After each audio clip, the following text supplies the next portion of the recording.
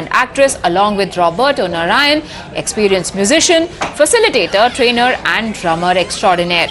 Through their drum jam session, the duo will invite participants of the summit to connect with each other and share an interactive, rhythmical and musical experience by playing drums and percussion instruments together.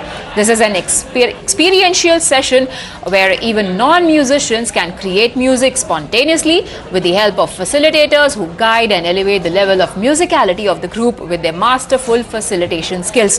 Collaborating over music is a powerful way to break the ice and open dialogue, which fosters greater collaborative spirit among the participants. The summit is going to host some of the world's renowned leading global speakers, industrialists and visionaries across continents from the 2nd to the 4th of November this year. The purpose of this meet is to showcase the robust industrial-friendly ecosystem of Karnataka, attract huge investments from global players and spread industrialization across the state. To be a part of this event, you can register yourself at www.investkarnataka.co.in. Moving on, in a major endorsement for the Modi government, the International Monetary Fund has called the government's direct benefit transfer scheme a logistical marvel.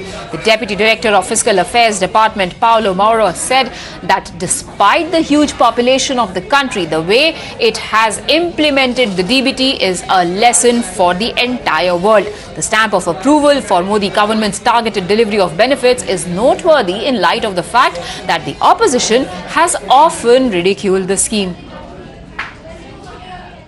If I look at the case of India, it is actually quite impressive. In fact, just because of the sheer size of the country, it's a logistical marvel how these programs that seek to help people who are at low income levels reach literally hundreds of millions of people. There are programs that target specifically women. There are programs that target the elderly, farmers. Perhaps the interesting part is that in these examples, there's a lot of technological innovation. In the case of India, one thing that is striking is the use of the unique identification system, the Aadhaar. That's all we had for you, though, in this broadcast. On the other side is Editor-in-Chief Rahul Shivshankar with the day's biggest debate on Upfront. Thanks indeed, Priya. Yes, viewers, it's been one of those monumental days in the Supreme Court that has obviously caused a huge debate across the length and breadth of our country. Viewers, India has become a nation where those wearing a saffron scarf to school are equated by leftists in this country to Nazis wearing a swastika or a Haken Krauts. But wearing a hijab is considered a symbol of dignity, privacy, and freedom of expression. Indeed, no less than the Supreme Court Justice Dhulia today upheld what he termed is the secular right of a girl student to wear a hijab in a classroom. His verdict, viewers, his verdict in effect deals a body blow to the sanctity of the uniform. In fact, Justice Dhulia's divergent opinion split the Supreme Court bench down the middle as Justice Gupta, his brother judge, totally differed with him. Remember, viewers, it was a two-judge bench. The SC bench was hearing a series of petitions filed by those opposed to a Karnataka government order barring hijab from the classroom. The divergent views of the two judges mean that a three-judge bench of the Supreme Court will now, in all probability, decide on the issue. Viewers, here's how Justice Dhulia has justified his support for the hijab. Let me talk you through it. On the question of whether the hijab is an essential practice, wearing of hijab is an essential practice, he says under our constitution, wearing a hijab should be simply a matter of choice. This is Justice Sudhanshu Dhulia's view. Question of essential religious practices is not at all relevant in this dispute. He says on this issue, it may not be essential but simply a religious practice, matter of faith or conscience. So note, viewers, he has given priority to a matter of faith. Just keep that in mind. On the question of, once again, this hijab, he says the fallout of hijab restriction would be that we would deny education to a girl child. In this context, he says, are we making the life of a girl better by denying her education because of her hijab? This is a rhetorical question that he poses. If the belief harms no one else, there can be no justifiable reason for banning the hijab. Now, viewers, he goes on to write, and this is important, order in Bijo Emmanuel case is the guiding star which will show us the path laid down. Path of understanding and tolerance, also called as reasonable accommodation. Discipline can't be at the cost of freedom, not at the cost of dignity. What's more important, education of a girl or enforcement of a dress code? So also what he says. He says it's essential that a girl student retains her fundamental rights of dignity and privacy even in school and class. Democracy is based on trust. Trust minorities have reposed upon the majority. Time to foster sensitivity, empathy and understanding towards different religions. He then goes on to say, state's order, which is the Karnataka state government's order, goes against fraternity and human dignity, liberty, equality, fraternity. Now viewers, let's just consider the last, because there are a large number of questions that arise. When you talk about equality, why should only women be wearing the hijab and be subjected to dictums of decency and dignity?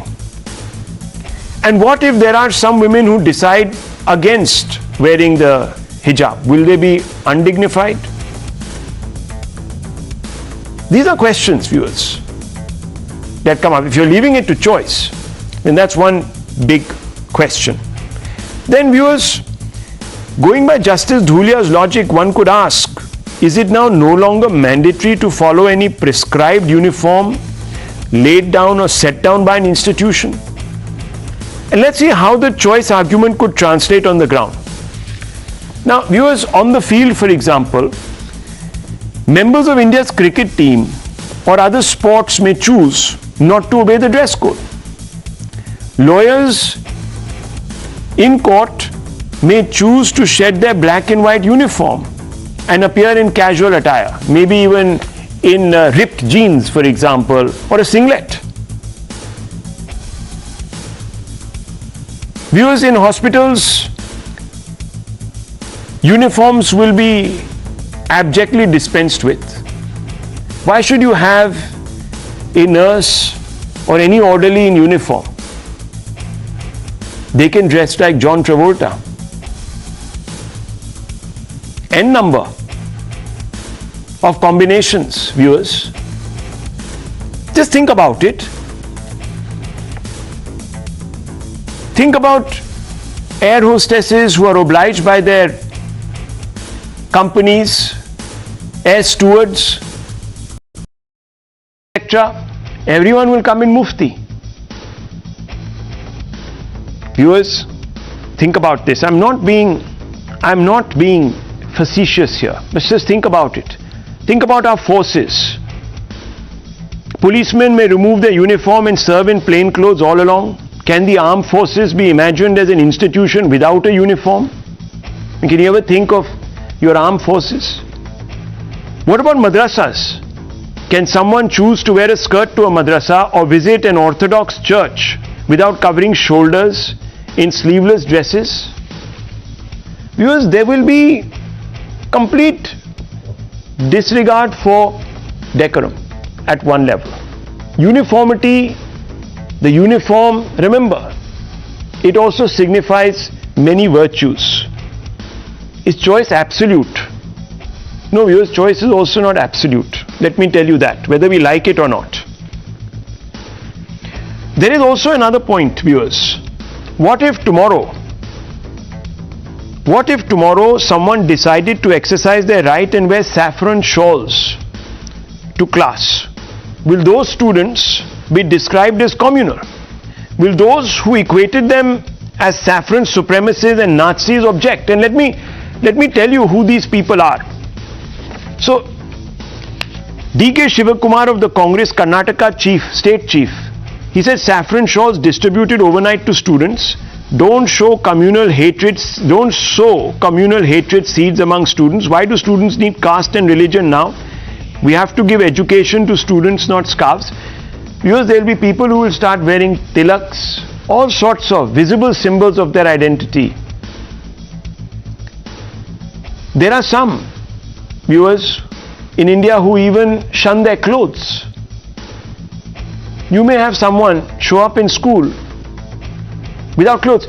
Priyanka Gandhi Vadra herself said, even bikinis should be allowed. Tomorrow somebody might show up in a bikini. Or a VIP Frenchie. It can happen, viewers. Think about it. All sorts of bizarre practices. Dinesh Gundurao once said, saffron shawl is not a fundamental tenet of Hinduism. But hijab in Islam and turban in Sikhism are articles of faith. Saffron scarves equals swastika armbands. Karti Chidambaram, Congress MP. So someone is allowed because it is an article of their faith to wear a hijab. But if I were to tomorrow wear a saffron scarf, I would be called a swastika armband wearing, well, Nazi, viewers. How does this apply?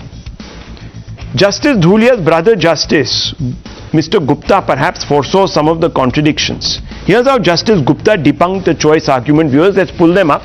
This is what Justice Gupta feels. State has jurisdiction to enforce uniform as per College Development Committee.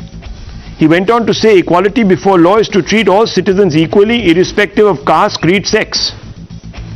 Such equality cannot be breached by the state on the basis of religious faith. Constitution allows state to regulate economic, political, financial aspects of religion, cites full bench of the Punjab and Haryana High Court in Gurleen Kaur versus State of Punjab. Unshorn hair is one of the most important and fundamental tenets of Sikh religion. Rights are subjectable, reasonable restrictions and have to be read in conjunction with each other. As per executive powers, Karnataka government order is not an unreasonable restriction. Religion is a private affair and has no affair in a secular school run by the state. Argument of hijab adding dignity not pertinent to students attending an all-girls college.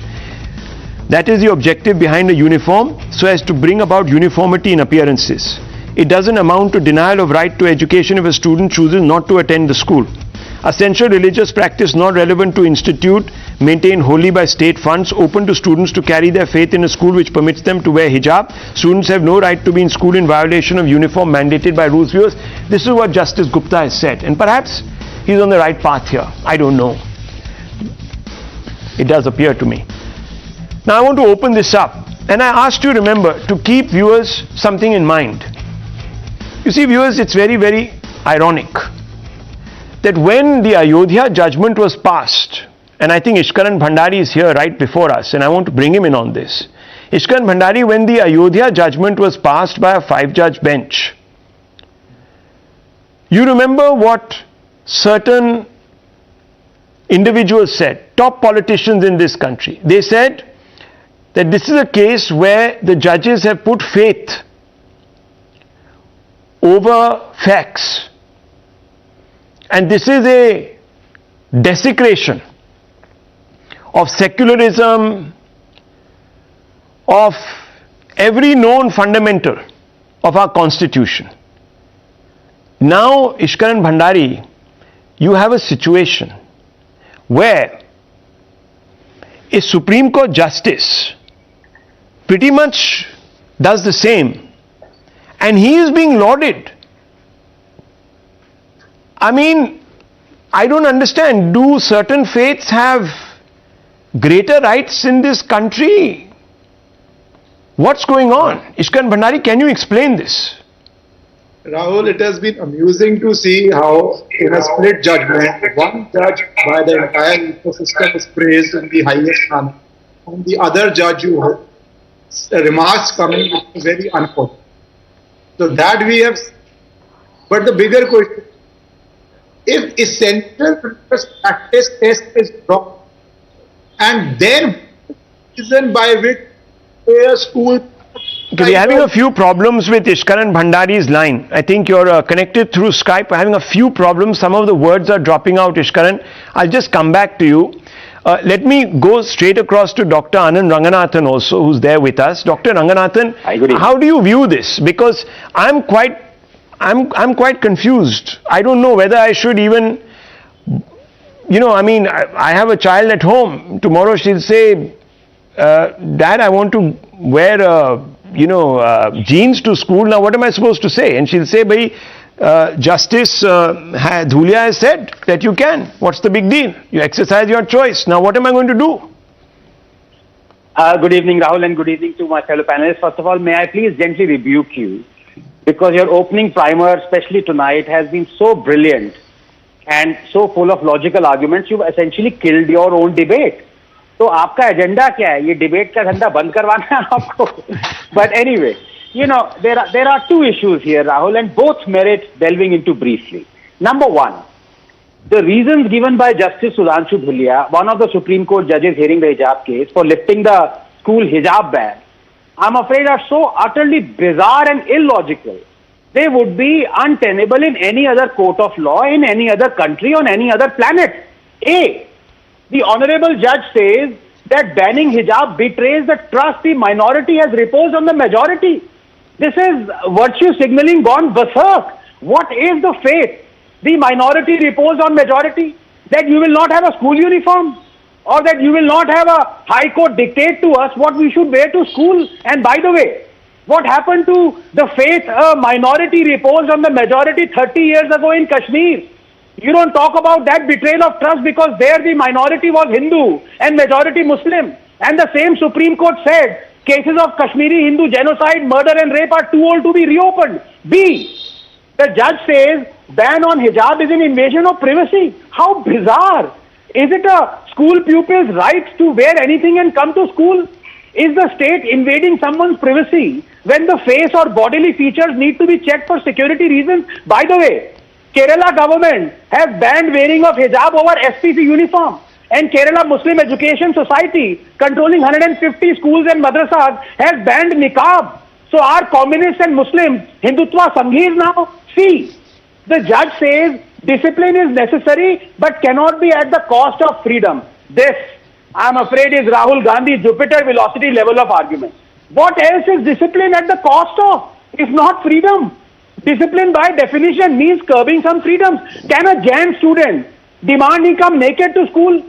Can NDA cadets say they will attend classes now in pajamas and nighties? Honestly, if this judge was in a Shark Tank episode, he'll be asked, "Bhai, tu kar kya raha hai?" Anyway, you know what the irony is, Rahul?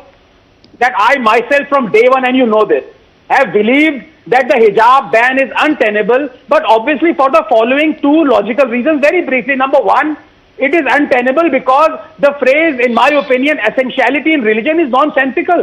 What is and what isn't essential is subjective and either at the discretion of the believer, or it has been explicitly defined by Allah himself. Allah's word is inviolable, and he himself has said so. 3362, 6115, 1827, 634. There is no ambiguity. Allah has explicitly ordered how women should dress. 2431, 3359. Ya ayuya al nabiyu kul liyaz wajika waba natika wanisa al muminina. No court can say Allah's commandment is not essential. And two, the hijab ban is selective. There should be one rule and no duplicity in implementing it. So a school can ban hijab because it has a specific rule of a uniform, but it cannot at the same time allow unconcealed janehu, kada, cross, circumcised organ or a turban. If a school allows for dress codes or identities of other religions, it has to allow for Islam, no duplicity. Finally, 10 seconds, Rahul. I hope Himanshu Dhulia isn't related to Justice Sudhanshu Dhulia, but I can very well hear him saying on a lighter note, Hindustan में जब तक supreme court है ये साला लोग बनते रहेंगे. Well, look, I'll tell you something. Viewers, let me bring in Mr. Poonawala here. Let me bring in the JDS spokesperson, Tanveer Bhai. Tanveer Bhai, I just want to first get this hypocrisy argument out of the way. How is it that when the Supreme Court of India, a 5-judge bench, unanimously rules in the Ayodhya matter, all of you find it appalling, and you say, I remember some of your political party leaders, as well as the AIMM, for example, who some people say the JDS has some informal arrangements with from time to time. I'm not privy to those, but I'm told. All of them came out and said, oh, here, complete racketeering is going on because faith has been put above facts, etc., etc. This is what you said. I mean, Mr. Owaisi's comments are there for all to see. And now when Justice Dhulia does the same, you say, wah wah, this is a victory for fraternity, for secularism, for all kind of rights. So first you please explain to me, Tanveer Bhai, are the rights of certain faiths greater than the rights of another faith? Or are only Hindus to be chastised for having faith in something? Firstly, actually nobody is greater and nobody is smaller in this country. Everybody is the citizen of the same country and everybody has common rights. And the way the system is absolutely rattled today, and I see a couple of them are really voicing out, especially when I see the statement of Mr. B.C. Nagesh and others coming in, and also my good friend Mr. Anand Ranganathan echoing the same sentiments today. It really shows that we are losing confidence in the judiciary system also. There is one set of people who, when they have been really pushed to corner, saying that you can't do this, you can't really wear this, and this is what when we come to power we are going to impose. They go to the best temple in this world, which is the Honorable Court, and Honorable Court really basis of the Constitution, which is really derived. Courts Article 25, Article 19, and courts the system which is really defined in this country. And today all these people gets rattled. Rattled, they start really quoting Quran, they start quoting Hadith, they start quoting. Arey, come on. Even Owaisi Saab, 1 second, Mr. Ahmed, even Owaisi Saab, to my colleague in an interview, has underwritten that in the Quran, and I think he even cited some of the clauses, etc., verses, what have you, saying that look, the hijab is very much part of the essential repertoire of Islam, so let's not try to overlook this. Now, I just want to ask you, no, 1 second, sir, please, just give me 30 seconds. Mr. Ahmed, I want to come back to you. If no one is unequal or all are equal, then why did Mr. Ahmed, your party, others berate the Supreme Court with the taunt that it put faith over facts in the Ayodhya matter? And today when it's doing the same, at least one justice is doing the same, you're very happy. So obviously your rights are greater than Hindu rights. My rights are not greater than yours, and no, your then why did you do that? Than mine. We are so why did you do that? Same country. So why did you do that? Your right is not greater than mine. Then are you going to today say to me that? Are you going to then today say to me that you were wrong when you accused the Supreme Court in the Ayodhya judgment of saying that they put faith over facts? Will you admit that you were wrong? Justice is greater than you, and justice. Sir, is I'm asking you. Don't beat around the bush. Then tell me that you condemn yourselves and a large number of your friends, political friends, who said that in the Ayodhya matter the Supreme Court put faith over facts. You condemn Owaisi right now. You say he was absolutely wrong. Owaisi is an hypocrite. He would you say he's wrong. Go to a place. You say he's wrong. I'm telling you. You say he's wrong. You say that the judges got it right in Ayodhya. You say that the judges got it right in Ayodhya. No. See, they won't say it, viewers. Justice Dhulia gets it right for putting faith over facts, but the 5 justices of the Supreme Court who ruled on Ayodhya got it wrong. Now you tell me. I would never say any justice was wrong by giving any justice. Mr. Ahmed, there is a problem here. You have to start by choosing, choosing to accept all Supreme Court verdicts and saying all Supreme Court verdicts are okay, no problems with them, especially when it comes to matters quote unquote of faith. You can't be selective. नहीं वो ठीक था, ये गलत थे, वो bias थे, ये ठीक है, ऐसा थोड़ी चलता है. Ishkaran Bhandari, I believe you are back with us. How do you respond today to Tanveer Ahmed, who says, you know, every faith is equal, no one is unequal, but you know, I will not condemn. I will not condemn this line that faith over facts was placed by the Ayodhya bench when it came out and ruled in favor of the Hindus. Rahul, it's a very serious debate, but let me start on a lighter side. I think Mr. Ahmed should not celebrate prematurely. All that the split verdict means is the Karnataka High Court order stays, and tomorrow a larger bench could again uphold the order. So all this celebration of all this condemnation of a judgment is not the best way to go forward.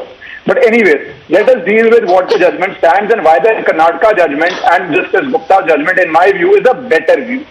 The reason is once you remove the essential religious practice, then to say a school cannot prescribe uniform will be against the very basic fact of what is the uniform.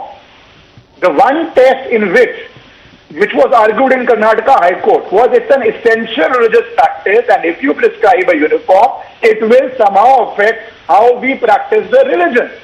Once that test is removed from it, the very definition of a uniform is everybody has to come similarly dressed. I ask a question. Today we are saying hijab is dignity. What if certain women come and say, no, hijab is not sufficient dignity. We need to wear a burqa for us to have complete dignity. Then this argument, of course, will apply to wearing a complete burqa also. And then why stop there? Then the argument of dignity will not be restricted only to a school. It will be restricted to armed forces. It will be restricted to all public spaces. Yes. So when we start going into, instead of the only exception we make to uniforms and to rule used to be essential religious practice. So that is why this is a very slippery slope to go on. What is sufficient dignity? And secondly, it emboldens the statement of that Samajwadi MP where he says the onus is on the woman.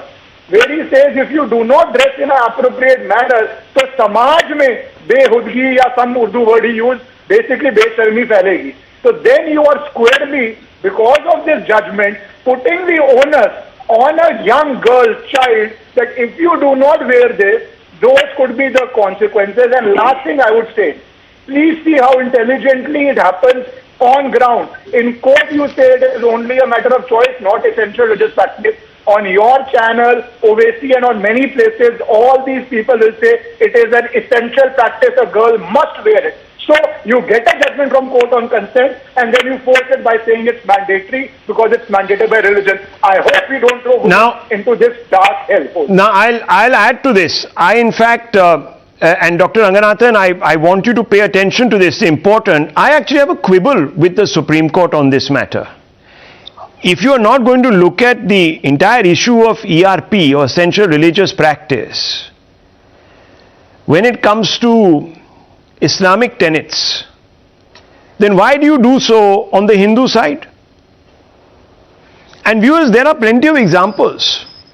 The Supreme Court is not chary about coming out and interpreting Hindu customs, etc. Now let me tell you, viewers, Hindu intervention on the religious side, Sabrimala, takeover of Ayodhya Mandapam in Tamil Nadu, title suit, of course, of the Ram Janam Bhoomi, Place of Worship Act challenging HRCE Act, which enabled temple takeovers, all of this and other personal marriage laws, etc., were also modified very conveniently by the Supreme Court. But here suddenly it is warned off doing so when it comes to one particular faith and backs off. Now I can't understand why, Dr. Ranganathan, this distinction is being drawn.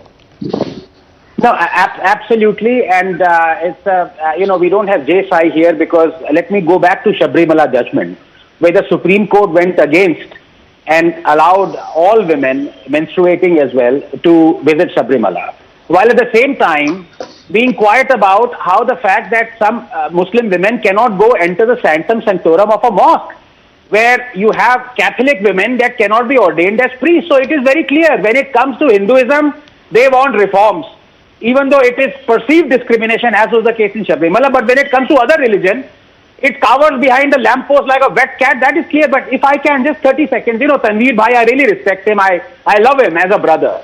And he is one of those I admire. He's gone to Everest Base Camp without an oxygen, but I'm afraid he took my name today. He's talking as if he's short of breath. I mean, this is only hypoxia-induced irrationality. Because I asked my good brother, Tanveer Bhai, two questions. Number one, and I quoted 8 facts. I know it because I prepared for the debate, and 2 verses of Quran. None of them Tanveer Bhai could dispute or rebut. 2 of the facts that I stated, I want him specifically to rebut. Number one, will he be all right if tomorrow a Jain student demands that he can go to school naked? Will he be all right? Yes or no? And number 2, is it all right when the honorable judge says that discipline is necessary, but not at the cost of freedom? So I ask him, what else is discipline if not at the cost of freedom?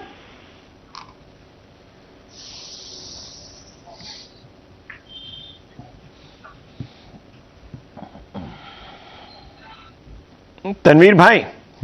Anand, actually, I come again, please. I didn't really hear him. Come again. That sometimes can be a problem. That sometimes can be a problem. No, absolutely no. That sometimes can be a problem. There was an issue. No, okay, it's okay. I can hear you. Come again. Okay, no, Tanveer Bhai, it's okay. Look, it's okay. We'll pick this up. Yes, Mariam ji, aapki bhi awaaz aa rahi. I'll be coming to you. Yes, I'm now bringing in Tehseen Poonawalla. He's waited patiently. Asif Suhail is also there. Tehseen, just give me 30 seconds. I want to bring in Asif Suhail because he's a sympathizer of the AIMM, and Mr. Owaisi spoke to Times Now a little while back, and he said, look, it's all in our book, etc. So why are you grumbling about these things? Asif Suhail, I want to ask you a simple question. Owaisi Saab said, in the context of the Ayodhya judgment, that the bench was absolutely wrong because it put faith over facts. It murdered jurisprudence. Now here, he's welcoming. And he said very clearly, hum to sirf justice Dhulia की बात करेंगे. क्योंकि Justice Dhulia is secular, even though he is given primacy to faith. But Justice Gupta, according to another leader of your party, is a hardliner Hindutva. Ab sir, which judgment do you get to choose? Suhail Bhai, why do you deny Hindus when it comes to a question of faith, their faith? Why do you deny them and accept when it comes to your faith? Is the Hindu faith not important? Are their interests not important, not worthy of securing? Simple question, sir. देखिए राहुल, पहली चीज तो आपको मैं बता दूं, firstly Ayodhya का judgement faith के ऊपर और आस्था पे नहीं दिया गया. You know it very well. तो आपके लीडर ने तो बोला था, अयोध्या जजमेंट आपके लीडर ने तो बोला था सर, आपके लीडर ने तो बोला था. Should I know, was he wrong? देखिए, was he wrong? Was he wrong? See, he has never said that his judgment was given on the faith. No, don't say that. You know don't say that. I will quote to you. I will quote to you. Sir, ये गलत है. ये आप देखिए. अब आप again now, sir, you are now misleading the viewer. मैंने तो सुना नहीं है उन्होंने क्या बोला है. Extremely prepared, sir. सीने, you don't mislead Rahul. No, I'm not. Don't accuse me of doing something, sir. आपके पास स्क्रिप्ट होती है, सर, प्रिपेयर करी हुई. I speak on the facts. It's very unfortunate.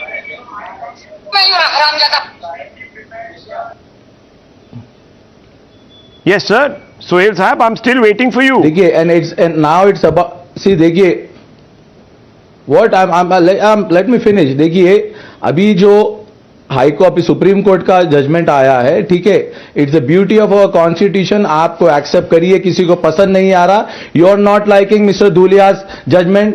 Someone is liking other जज का judgement. ठीक है, it's depend upon. I will now fact check you live on TV. I will fact check your lies on TV right now, and I will not go by any other newspaper but the Hindu, because you think, and all the Lutyens Brigade think, and all the leftists think, all the Islamo-leftists think, it's only the Hindu that counts. So I will read out the Hindu. A victory of faith over facts, said Asaduddin Owaisi. First 9th you correct, November 2019. First you correct मेरी your, बात सुनिए, first मेरी you बात correct सुनिए. your words. मेरी You बात cannot सुनिए. say me that I have lied. You need to correct that first. No, please. You cannot use that personal attack. आप बात ही नहीं करिए आप. देखिए मैं आपको बहुत एहतराम से बात कर रहा हूँ. देखिए आपकी नागपुर की स्क्रिप्ट मुझे सुनना ही नहीं है. मुझे आपकी नागपुर की स्क्रिप्ट सुनना ही नहीं है. नहीं क्यों नहीं सुनना? आप giving your respect on the you should and you should आपको सुनना पड़ेगा. आप भी वही चीज करना चाहिए. आप कैसा बोलते हो मुझे? I will expose you have a lie. You have a lies of script. Don't say me that. Don't say me that. Cut. Sorry. You cannot sit here on my show. You can't sit on my show and tell me that I'm misrepresenting facts. I will now expose you. Now these gentlemen, and they made it a habit, viewers, every other week MIM spokespeople come here or sympathizers come here and I expose them. They just do not know how to speak the truth because they get cornered. Their double standards are so replete. Sohail Saab, please don't interrupt. Now let me tell you, viewers, and this is what has been said without fail by this leader, Mr. Owaisi. And this is from the MIM, this is from the MIM handle. And here it is, viewers, MIM handle. Let me go to the real source. And Sohail Saab to bhag gaye. This is a victory. This is it. MIM. MIM, viewers, MIM handle. MIM. Owaisi's party. This is a victory of faith over facts, judgment. There are several other mosques in our country over which the Sanghis have laid claim. I wonder if they will cite this judgment in those cases too. Barrister Asaduddin Owaisi. Viewers, here it is. Rahul Shiv Shankar never puts fake over facts. He always puts facts over fake. Rahul, you should stop inviting fake political analysts who don't really understand. So thank you for coming to my rescue. He describes himself as an AIMM sympathizer and a party member. So I don't know, sir. Maybe they're all fake. I don't know. But you cannot sit here on this channel and spew, as they say, viewers, fake news. I don't belong to that ecosystem, viewers, where you can take the anchor for granted because you know मेरा ही वो sympathizer है. That doesn't work on Times Now. I will call out all sides. And Tehseen Poonawalla, let me bring that question to you. Now I want to ask you a simple question, Tehseen Poonawalla. Do you think tomorrow, if a young lady decides that she will not wear the hijab to a madrasa, for example, will that be okay? After all, she's exercising her choice. Would you think that that is fine? Yes, it is absolutely fine, and please don't interrupt me. Not only is it fine, my mother who's a practicing Muslim, and let me just put one thing out for all your viewers to know. Islam is an extremely diverse religion. It's not a homogeneous religion as many a times, unfortunately, in recent times it's been projected to be.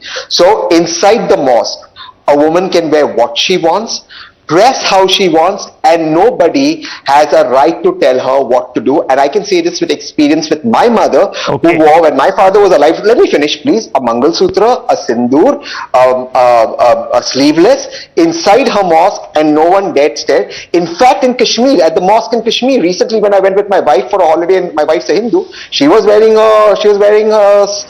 pants inside a mosque, and nobody said. So first, let's get something clear about Islam, but I want to make a larger point about this debate. So let's, once we got that out. No, I thought you wanted to go point by point, because if you believe this, if this is the freedom, then why does Justice Dhulia say the following?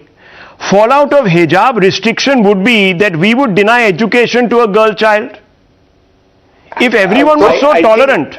No, one second, Tehseen bhai, let me now, 1 minute. You made this point that allow me to articulate that. We are a very heterogeneous faith, etc. I'm sure you are, and I'm never going to doubt this. I'm an atheist. And you're an atheist. From a mixed descent. And you said that your own mother, never really was held back, and that this freedom is allowed inside the sanctum sanctorum even of mosques for women to wear whatever they want to. So then I want to ask you, if that is the case, then Justice Dhulia's argument goes out of the window. That means he was kind of fear-mongering, was he? When he says, fallout of hijab restriction would be that we would deny education to a girl child. Are we making the life of a girl better by denying her education because of a hijab? That means Rahul, when that Tasin means is young done, I want girls, to if they go without a hijab. After Tasin One second, Ahmed is sir. done, I would like to play some facts. Ahmed bhai, one Yes. minute, please. I am only quoting the justice that you are supporting. I am not quoting anybody else. Please. This is what he said.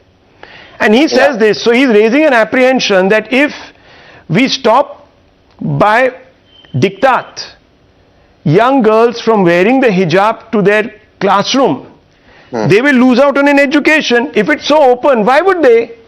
No one there to force them. I'll explain It's this their to you. choice. Yes, so I'll explain this to you. It's slightly great. Just hear me out. A, I want to congratulate you for making sure that this MIM was exposed, because the mistake, please Tanveer bhai, because the mistake that the MIM, or on purpose that MIM is doing, is trying to make this about Article 25. Ishkaran is here, and Ishkaran referred to it essential practices of religion. This is not about essential practices of religion. So MIM benefits by making this about Islam, and that's where Justice Dhulia has erred. Where Justice Dhulia is right, and where you're quoting him is right. Now, please allow me to explain to your viewers. These girls are only asking who wear not a burqa, not cover their face, to wear the uniform, to attend schools in their uniform, but to wear a piece of cloth on their hair which matches the color of their uniform. This piece of cloth could be called a scarf, a hijab, or a dupatta, as you may. Now let me take the argument further, and I quote you, Rahul. In your opening statement, you said, what if lawyers appeared in ripped jeans or air hostesses did not wear the uniform? And I agree with you. That is wrong, as would if they were Muslim or any other girls came not in uniform. But a lawyer practicing in court, if she chooses to wear the lawyer attire, which is the black dress, but below it a sari, Please, now don't be so facetious, for God's sake. This is about what you wear on top, not under a sari. Please, please. Now what kind of foolish argument is Allow me this? to make my argument. Mr. Punawala, come on. We all know. Now don't be so soft. This is so Chalo, unfair. theek hai, I boliye. give it 30 minutes. बोलिए. You have to allow me. ठीक है, please. Any lawyer may wear what they want in the Supreme Court on their hair. Whether it's a turban, on their forehead, whether it's a tikka, whether it's a dupatta, whether it's a hijab, as long as they're wearing the uniform. These girls are wearing the uniform. The cloth that they're talking about matches the uniform. It's not. I hope you won't have a problem. I hope by that same logic you won't have a problem if someone wears tilak, sindoor, a ghungat and a saffron scarf. A girl who's and a married saffron and goes scarf. to college and is wearing So you won't have a problem even with saffron scarf. No problem. Okay. So then tell me. One minute. So then tell me. Do you call Karti Chidambaram a fascist for painting those that wanted to wear a saffron scarf as Nazis? Would you say that he's an intolerant bigot? He's a murderer of democracy. I disagree. If Karti said that, and he's a friend of mine, I disagree. Someone wanting to wear a saffron scarf must be Then you're allowed being to wear consistent. Now one minute. Let me tell you. One minute. Let me ask Mariam Alvi. She's been waiting patiently, and I must commend her patience. Miss Alvi, I have to ask you a very simple question. I would like to have 30 seconds once you are done with Mariam. Yes. Don't take her point up, sir. Now don't take her time. Poor thing. Please. She's waited, please. Everyone has waited patient. Look at Tehseen Punawala. He waited 25 minutes. Please. I first of all need to apologize to you, Miss Alvi. Now, that's okay. That's okay. Although I would have appreciated if the other gentlemen who share my faith would have given or yielded the space to a woman, since it's a woman's issue. But we are all guilty of mansplaining tonight. I will apologize. We are all guilty of mansplaining. It is fair expectation on my part to at least yes, ma'am. Demand that decency from people who share my faith ostensibly. But that's okay. Please go ahead. Please go ahead with your view. I want to hear your view. See, there is one judgment that promotes education and one judgment that promotes government authoritarianism. That's the way I see it. Justice Dhulia's order is clear that you please get the girls into school, hijab or no hijab. So the demand here is not the denial of a uniform. The demand here is accommodation into the uniform. It would have been hypocrisy if they would have said that no, we don't care what the uniform says. We'll wear whatever we want. But that's not what they're saying. They're saying, please accommodate us into the uniform. And Justice Dhulia's order also goes into the object of the Karnataka Education Act, which is betterment of education. And so in the spirit of harmonious construction, he has given the judgment that he has given. As far as ERP is concerned, the talaq issue was gone into by ERP and that was fair. But as far as hijab goes, the Quran is not clear on the issue of hijab. There is a lot of vocabulary into it. It is just best to let the women or the girls decide what they want to wear. And asking for accommodation within an existing uniform code is not a hypocrisy, and it's not too much to ask from a government school. Okay, it's very interesting because we've changed the goalposts. So we are now being told that all the girls ever wanted was a little bit of accommodation, which Justice Dhulia talks about. But Justice Dhulia goes even further. And in his court, viewers, and that's where it becomes slightly problematic. And let me just read it to you. This court is where things start going slightly off kilter. Discipline can't be at the cost of freedom, not at the cost of dignity. So, viewers, here, if it's not going to be at the cost of freedom, as Dr. Ranganathan pointed out, tomorrow, a young follower of the Jain faith in one particular sect might say that I want to come without any clothes. Isn't that denial of uniform? That's denial of uniform, Rahul. Precisely. That's what the judge wants us to do. Discipline can't be at the cost of freedom. So you can't impose discipline, follow the uniform, if it comes at the cost of freedom. But they are wearing the uniform, they just want to cover again, can someone explain to Tehseen Poonawala that he is not understanding the phrase? Ishkaran Bhandari, why didn't you take some time out to explain to Tehseen Bhai, and maybe even after this debate you can call him, you know him quite well, have a conversation, explain to him how much in the deep end he finds himself today. Nonetheless, Ishkaran Bhandari, please. Yes, absolutely, I would like Tehseen to invite me for one of his fancy lunches. But the reality is, let us be very clear. First, when he gives the court argument that you can wear anything underneath the coat, no, you cannot wear shorts, bermudas, hot pants, etc. So every place has a separate uniform. Let me finish. So when you start there, you can wear anything under the coat, no. You cannot wear anything under the coat. They are very prescribed. No, but they are very prescribed things you can wear under a coat when you go to a court. So let us be very clear of that. Second, once we have done away with Ishkaran, you cannot misquote me. Let me finish. I respect you, Once but you we have, cannot misquote me. No, you are misquoting me. No, you literally said that under the coat you can wear anything. 1 second. You are giving the example of sari, salwar, kameez. Those are allowed things. But you cannot wear things which are not allowed. Exactly. So you will not pick and choose the uniform. You could or could not wear a scarf, a dupatta or a hijab. But what is allowed has to be worn underneath the coat.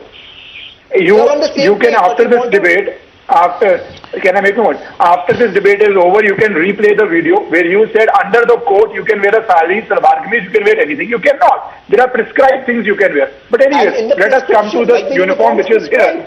Once you have done away with... Tehseen Poonawala, let somebody else speak. No one interrupted you, my dear. Yes, please. We are talking about the hair. You oh gosh. Go on. Viewers, let me just step in here for 30 seconds. Please talk about the sanctity of a uniform, please. Let's talk about the sanctity of a uniform. Muslims in IF can't keep beard on religious grounds. The Supreme Court has said this in the past because the IF has a particular uniform, a particular dress code, a particular appearance code. Now tomorrow, after the judgment, people will say, listen, your discipline can't be at the cost of my freedom. I have the freedom to do whatever I want to. Let me today grow my hair and show up there. I want to dress like, some rock star. I want to wear rhinestones like Elvis Presley. I want to have a quiff. You can do anything tomorrow. I'm sorry, but this is where we are going with this, viewers. Absolutely. I know it's laughable. That's where we've come to. You're comparing apples and oranges. I'm not comparing apples with oranges, sir. I'm comparing oranges with oranges. And I'm squeezing them. The logic out of it. Wanting to wear a scarf on Dr. Ranganathan, yes. Over a uniform. This is bizarre. I don't know why. I don't know why. I'm afraid my good friend Tehseen is simply muddying the waters. He is being facetious here. The arguments are very clear. Uniform means that the school or the college will dictate what a pupil can wear or not wear. Now, I have already said that I am against the hijab ban, that I want no duplicity. So that's an argument that let us set aside. But here, Tehseen, please understand, the judge, and I'm quoting him verbatim, he said, discipline is a necessity but not at the cost of freedom. And that is what Rahul Shiv Shankar was discussing.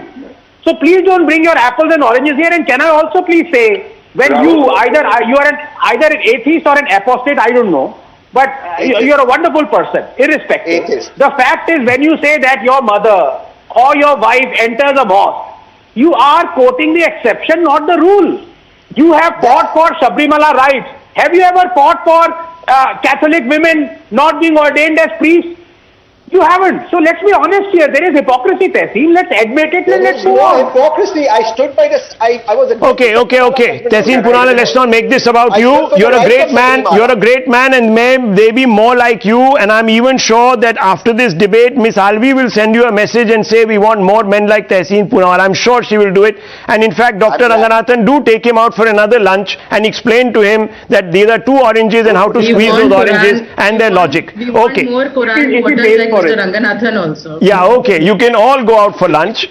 Don't send me the bill though, but I just want to make it very clear. Viewers, the justice says, state's order goes against fraternity, human dignity, liberty, equality. Now viewers, one second, I want you to know something. My parents, my school always told me come in a uniform. Because what does a uniform guarantee? Whether you're rich or poor, you dress alike. Correct. It gives you dignity. It gives you equality. It gives you a sense of fraternity. That's what a uniform does. It is uniform.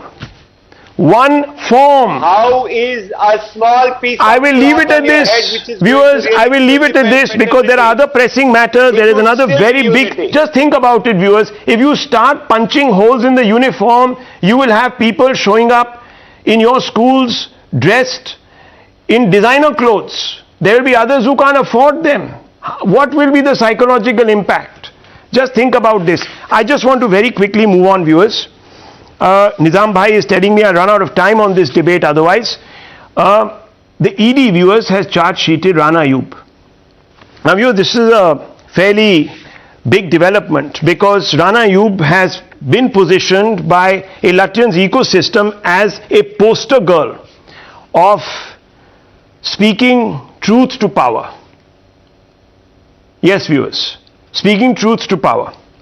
Now the Enforcement Directorate has said that she illegally acquired funds from the public in the name of a drive during COVID-19. Acquired funds in the name of charity, illegally acquired 2.69 crores, utilized funds to create fixed deposits for herself, tried to project the funds as untainted, and this was all done in the garb of collecting funds for COVID relief.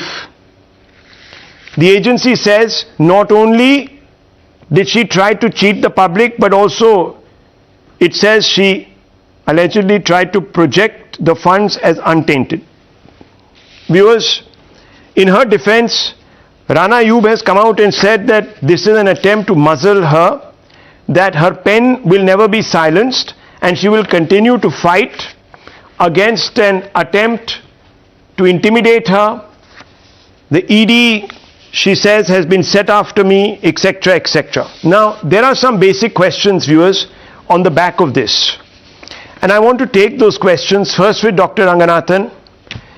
Dr. Ranganathan, Rana Ayyub is crying vendetta. I don't know if she has a reason or not. I can only go by what the ED has told us. The facts are there on your screen. Instead of issuing a generic statement, should she first answer the specific questions about the alleged embezzlement? What do you think? First of all, I take strong objection to what you said, Rahul, and I am going to plead with the Organization of Islamic Countries to summon the Indian ambassador and in the strongest possible terms offer their stringent objections to this Islamophobic event that has happened. This is not the way India used to be pre-2014, and Tehseen, my very good friend, knows it, even though he's an atheist as an apostate. This is rank Islamophobia and hatred for Muslim journalists. I'm going to write a letter to the Washington Post, and I'm going to take this further. In fact, I'm going to start with a candlelit march tomorrow morning itself, because I wake up at morning at night. I'm going to take candles to India Gate, and I'm going to fight for the rights of this Muslim lady. This is not done. I plead with Tehseen to fight with me, because what does the High Court mean by saying कि 10-12 crore का घोटाला किया तो वो enough थोड़ी ना है? This is wrong. Nobody is supposed to do in this country where Congress has looted thousands or hundreds of thousands of crores. You can't embezzle 10 crores. Is this what this country has come to? This is ridiculous and Islamophobia of the extreme, Rahul. Well, Dr. Ranganathan, when you speak with such irony, it becomes very difficult to keep a straight face, and I'm finding it difficult to conduct a serious debate here. Tehseen Poonawalla, now, you know, I don't understand. Can her protestations be treated as credible when the Supreme Court implied that her book on Gujarat riots, for example, and I'm being serious here, lacked evidentiary value as it was based on conjectures, suppositions and surmises?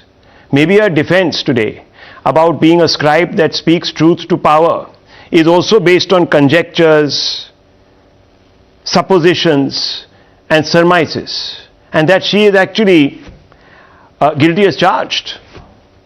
Now, what am I supposed to think? Well, you know, for starters, Dr. Ranganathan, for that tongue-in-cheek, it's almost impossible to underestimate you. But here's what facts that I will want to absolutely put on record, irrespective of which embassy you reach out to summon our ambassadors. The fact of the matter is that this government has been the most secular government in the history of India. And secularly, not in a secular manner, they've gone after every single critic of theirs. In a secular manner, the Enforcement Directorate, and I quote Dr. Anand Ranganathan. Have they gone after you? Have they gone after you? I'm sure they're seeing all the food bills that I've been taking out for lunch, but and come after me on that. But let me come to the issue of that, because that's not, because you're one expensive person no to take one has out on criticized lunch. this government more than you. Tehseen, let's be honest here. No one has criticized this government more than you. Have they gone after you? Yes or no? And yet, under 908 raids have been on opposition and just 11 on people related to the BJP. 11 on small people related to the BJP and 908 on critics of the government. And that record speaks for itself. And to quote you, Dr. Anand Ranganathan, 0.6% is the conviction rate. So I don't care if Rana Ayyub is today speaking the truth or the no. The legal jurisprudence is she is innocent until proven guilty, and a court of law will decide. Okay. But the fact is, what is secular is this government has gone after every critic, as in the data I have put out and the data Dr. Anand Ranganathan has put out, that they cannot convict anyone. 0.6%. Okay, well, the Supreme Court also said that there was a likelihood that her book was politically motivated and that could not be ruled out. I'm quoting it. So maybe her charge against the government is also today politically motivated. I don't know. But let me tell you, viewers, that this is not the first person from this ecosystem that has been sort of accused, let me put it that way, of using their position to play politics. Teesta Setalwar, charged for forgery and fabricated evidence, charged for embezzling funds from riot victims. This is after the Supreme Court came down hard on her. R.B. Srikumar, the Supreme Court said coalesced efforts to create a sensation in the context of the Gujarat riots, claims made false to their own knowledge. Can you believe it, viewers? This is the Supreme Court saying. Sanjeev Bhatt, charged for fabricating false evidence. Supreme Court said false claims made, exposed by the SIT, again in the Gujarat riots. Rana Ayyub was also, of course, as I said, wrote about the Gujarat riots. Charged for illegally acquiring funds, charged for cheating general public. This is the claim against Rana Ayyub. Satish Verma, dismissed from service before retirement, dismissed for denting international relations. But I just want to tell you, don't dent international relations between India and Pakistan, Dr. Ranganathan, by protesting against Islamophobia outside the Pakistan embassy. I'm telling you, you are going to invite problems. That's the greatest state secret. And you will call it out. Do not do that. I end this show. News are coming up.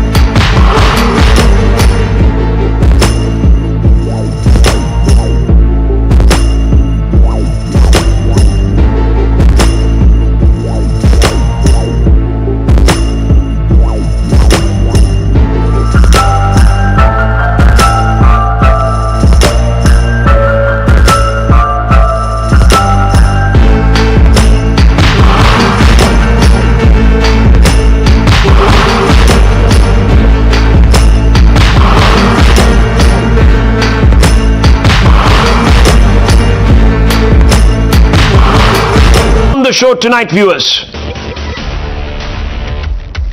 To his uneven playing field remark, Congress President candidate Shashi Tharoor said he wasn't complaining, but highlighted there was difference in treatment. Prime Minister Narendra Modi flagged off the country's 4th Vande Bharat Express train from Una railway station in Himachal Pradesh. External Affairs Minister to pay a 2-day visit to Egypt to review bilateral relations and international issues of mutual interest. Tamil Nadu Chief Minister M.K. Stalin wrote to Delhi CM Arvind Kejriwal urging him to permit the sale of firecrackers under permissible norms on Diwali in the national capital. Army dog Zoom, who helped kill 2 terrorists in Kashmir, succumbs to injuries. The brave heart passed away at 12 noon. He was responding well till around 11:45 when he suddenly started gasping and collapsed.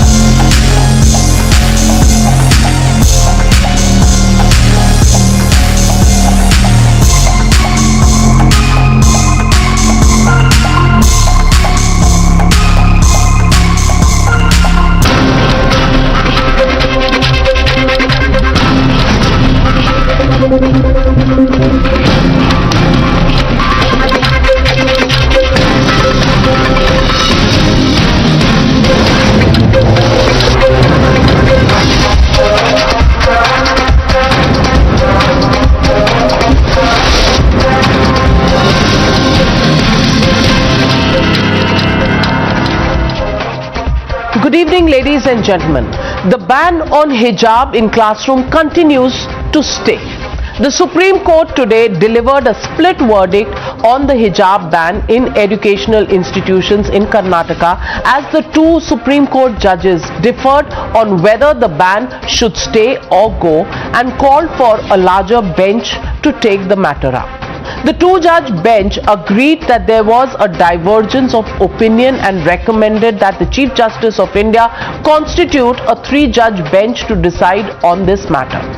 Justice Hemant Gupta backed the ban on hijab in educational institutions, while Justice Sudhanshu Dhulia contended that the ban must be removed as education of girls was most important. The court dismissed the 26 appeals filed against the judgment of the Karnataka High Court that held that hijab was not an essential part of Islam. However, on the other hand, Justice Dhulia, allowing the appeal, said that it was a matter of choice for Muslim women, nothing less, nothing more, nothing to do about hijab being an essential part of their religion. Listen in to the reactions coming in from the court. Justice Dhulia, on the other hand, said that he felt that this is not an issue of essentiality, and the High Court misguided itself by going into the question of essentiality of religion, and said this was actually a question of right to education of the girl child. This was a question of freedom of expression of the girl child. Justice Dhulia has differed with his view, and he has expressed that he has a differing view because a girl child faces a lot of problems while they are being sent to the schools and colleges, and their right to education is more important than wearing or not wearing a hijab. The Karnataka government has welcomed the decision on hijab by the court, whereas the AIMIM chief Asaduddin Owaisi calls the verdict a wrong decision and even says that wearing hijab is an order by Allah. ನಮ್ಮದು ಅವರು supreme ಕೋರ್ಟ್ನಲ್ಲಿ 2 ಜನ ಜಡ್ಜ್ಗಳು ವಿಭಿನ್ನ ತೀರ್ಪನ್ನು ಕೊಟ್ಟಿದ್ದಾರೆ. ಒಬ್ಬರು high court ತೀರ್ಪನ್ನು ಇದು ಮಾಡಿದ್ದಾರೆ, ಸ್ಕ್ವಾಶ್ ಮಾಡಿದ್ದಾರೆ. ಏನಿಲ್ಲ, ಈಗ ಜಡ್ಜ್ಗಳು ವಿಭಿನ್ನ ನಿಲುವನ್ನು ಕೊಟ್ಟಿದ್ದಾರೆ. ಹಾಗಾಗಿ ಯಾವ್ದಾದ್ರು ಒಂದು ವರ್ಡಿಕ್ಟ್ ಏನು ಬರುತ್ತೆ ಅಂತ ಹೇಳಿ ಕಾಯ್ತೇವೆ ನಾವು. जो फाजिल जज साहब ने, ऑनरेबल जज साहब ने हिजाब के फेवर में जजमेंट दिया है और उन्होंने कहा है कि कर्नाटका हाई कोर्ट ने the high court took a wrong path. तो ये बात जस्टिस धूलिया साहब ने कही है कि it is ultimately a matter of choice. ये जो कर्नाटका की मुस्लिम लड़कियां हिजाब पहन रही हैं इसलिए पहन रही हैं क्योंकि कुरान में अल्लाह सुब्हानहू व तआला ने उनको ये कहा है, हुक्म दिया है. Now, even as the case is being referred to a larger bench, the lobby continues to incite with controversial remarks being made by the likes of AIMIM Neta Asim Bakar, who said that one part of the verdict is for the seculars while the other one was for the hardliners. He also said that the hardliners were happy with what Justice Gupta, who backed the ban, said, while the seculars welcomed the verdict by Justice Dhulia. And ladies and gentlemen, Bakar is not the only one. Shocking remarks have also been made by Karnataka Congress leader B.K. Hariprasad, who alleged a conspiracy by the Karnataka government to deny education to Muslim girl students. And then, of course, you have the Samajwadi Party Member of Parliament Shafiqur Rahman Bark, who continues to repeat that the veil shields Muslim girls from vices. आवारगी अगर हिजाब ना पहना जाए तो आवारगी को जन्म देती है. Listen in to all these voices. हमारा ये मजहबी मामला है, इस्लाम का मामला है. हमारी बच्चियों को जो नौजवान होती हैं तो वो एक पर्दा है कि जो बहुत सी बुराइयों से अलहदा कर देता है. इस्लाम के मानने वालों पर इस पर पाबंदी नहीं लगाई. जस्टिस गुप्ता ने जो फैसला दिया है वो फैसला, वो जो देश की कट्टरपंथी सोच है वो लोग खुश हैं. और जस्टिस धुलिया ने जो फैसला दिया है कि उन्होंने कहा हाई कोर्ट का फैसला गलत, उसको गलत ठहरा दिया, वो देश की सेकुलर सोच को जाहिर करता है. हम सब लोग जस्टिस धुलिया का स्वागत करते हैं. संविधान में जो भी हमारा बेसिक राइट्स है, freedom of practice, freedom of preaching, that should be protected. जहाँ तक ये कर्नाटक का सवाल है, ये हिजाब का मामला नहीं है. लोग जो स्कूल जाने शुरू किया है उसको रोकने का एक बहुत बड़ा साजिश था. Even as the debate over equality and choice for Muslim women still continues, the Congress still seems to be in asking for account from the Prime Minister on economic inequality and social polarization, as Jairam Ramesh mentions in his tweet today. But remember, ladies and gentlemen, it's the same Congress party that even backs the hijab for women. Listen in to Congress MLA Arif Masood. ये फैसले में ऐसा लगता है कि justice Gupta ने हमारे argument को एक्सेप्ट नहीं किया। समझ तो लिया था लेकिन वो शायद एक्सेप्ट नहीं कर पाए। जस्टिस धूलिया ने हमारे आर्गुमेंट्स को एक्सेप्ट कर लिया, जिसके लिए हम उनका थैंक्स कहते हैं, क्योंकि हमारे बड़ा जो वकीलों की जिरा थी और जो हमारी मांग थी वो एक्चुअल में बड़ी गंभीर थी। अब दो चीजें भाई सवाल खड़े हो गए। एक आर्टिकल 1921 जो रिलीजियस फ्रीडम हमको देते हैं, वो आर्टिकल की हिफाजत सुप्रीम कोर्ट को करना है, क्योंकि कॉन्स्टिट्यूशन की हिफाजत के लिए सुप्रीम कोर्ट बना है। सेकंड, उस कॉन्स्टिट्यूशन रिलीजियस के साथ साथ ड्रेस कोड के साथ बच्चियां इंस्टीट्यूट में हायर एजुकेशन ले सकें, जिसको जस्टिस धूलिया ने एक्सेप्ट करा, कबूल करा कि उनके लिए ये बाधा नहीं आना चाहिए, एजुकेशन बड़ी है। और बोर्ड का बयान अभी आना बाकी है, बोर्ड के जनरल सेक्रेटरी अभी मीटिंग कर रहे हैं। So the legitimate question we are asking on the NewsHour tonight: is there a lobby that's still blocking women empowerment? That's the question, and that's the debate coming up on the other side.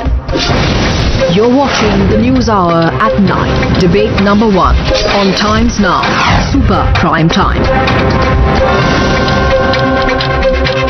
And joining me on the debate tonight, Saeed Rizwan Ahmed, lawyer, Amina Sherwani, activist, Lokesh Jindal, leader of the Congress party, advocate Nilofer Masood, political analyst, Danish Qureshi, political analyst, and Abdul Razak Khan, political analyst. My first question goes to Saeed Rizwan Ahmed. Rizwan Ahmed Sahab, we are where we were over the last few months, and we still don't know whether hijab is something that should be allowed in a school uniform or not. The same lawyers who have been arguing this matter about making it a choice of women continue to impose their views, and in fact people like Shafiqur Rahman come forward and say कि इससे तो आवारगी बढ़ेगी अगर हिजाब ना पहना गया. What do you say to this mixture of various arguments just to keep women in shackles and perpetuate their subjugation in one form or the other that continues to happen?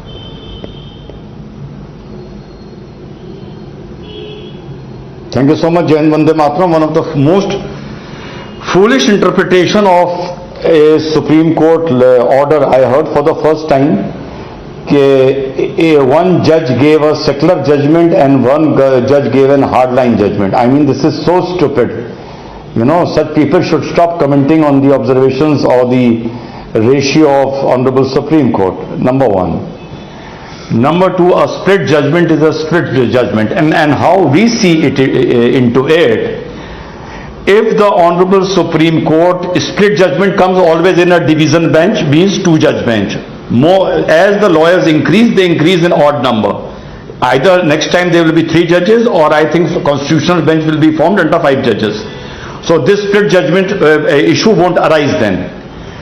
But as of today, the question arises: did the court, till the matter is forwarded to the CJI and a constitutional bench is formed, does the stay on the ban of the hijab within the campus continues, or they have vacated the order of the Honorable Supreme Court till we reach a logical conclusion through the constitutional bench, the girls in the hijab should be allowed in the school.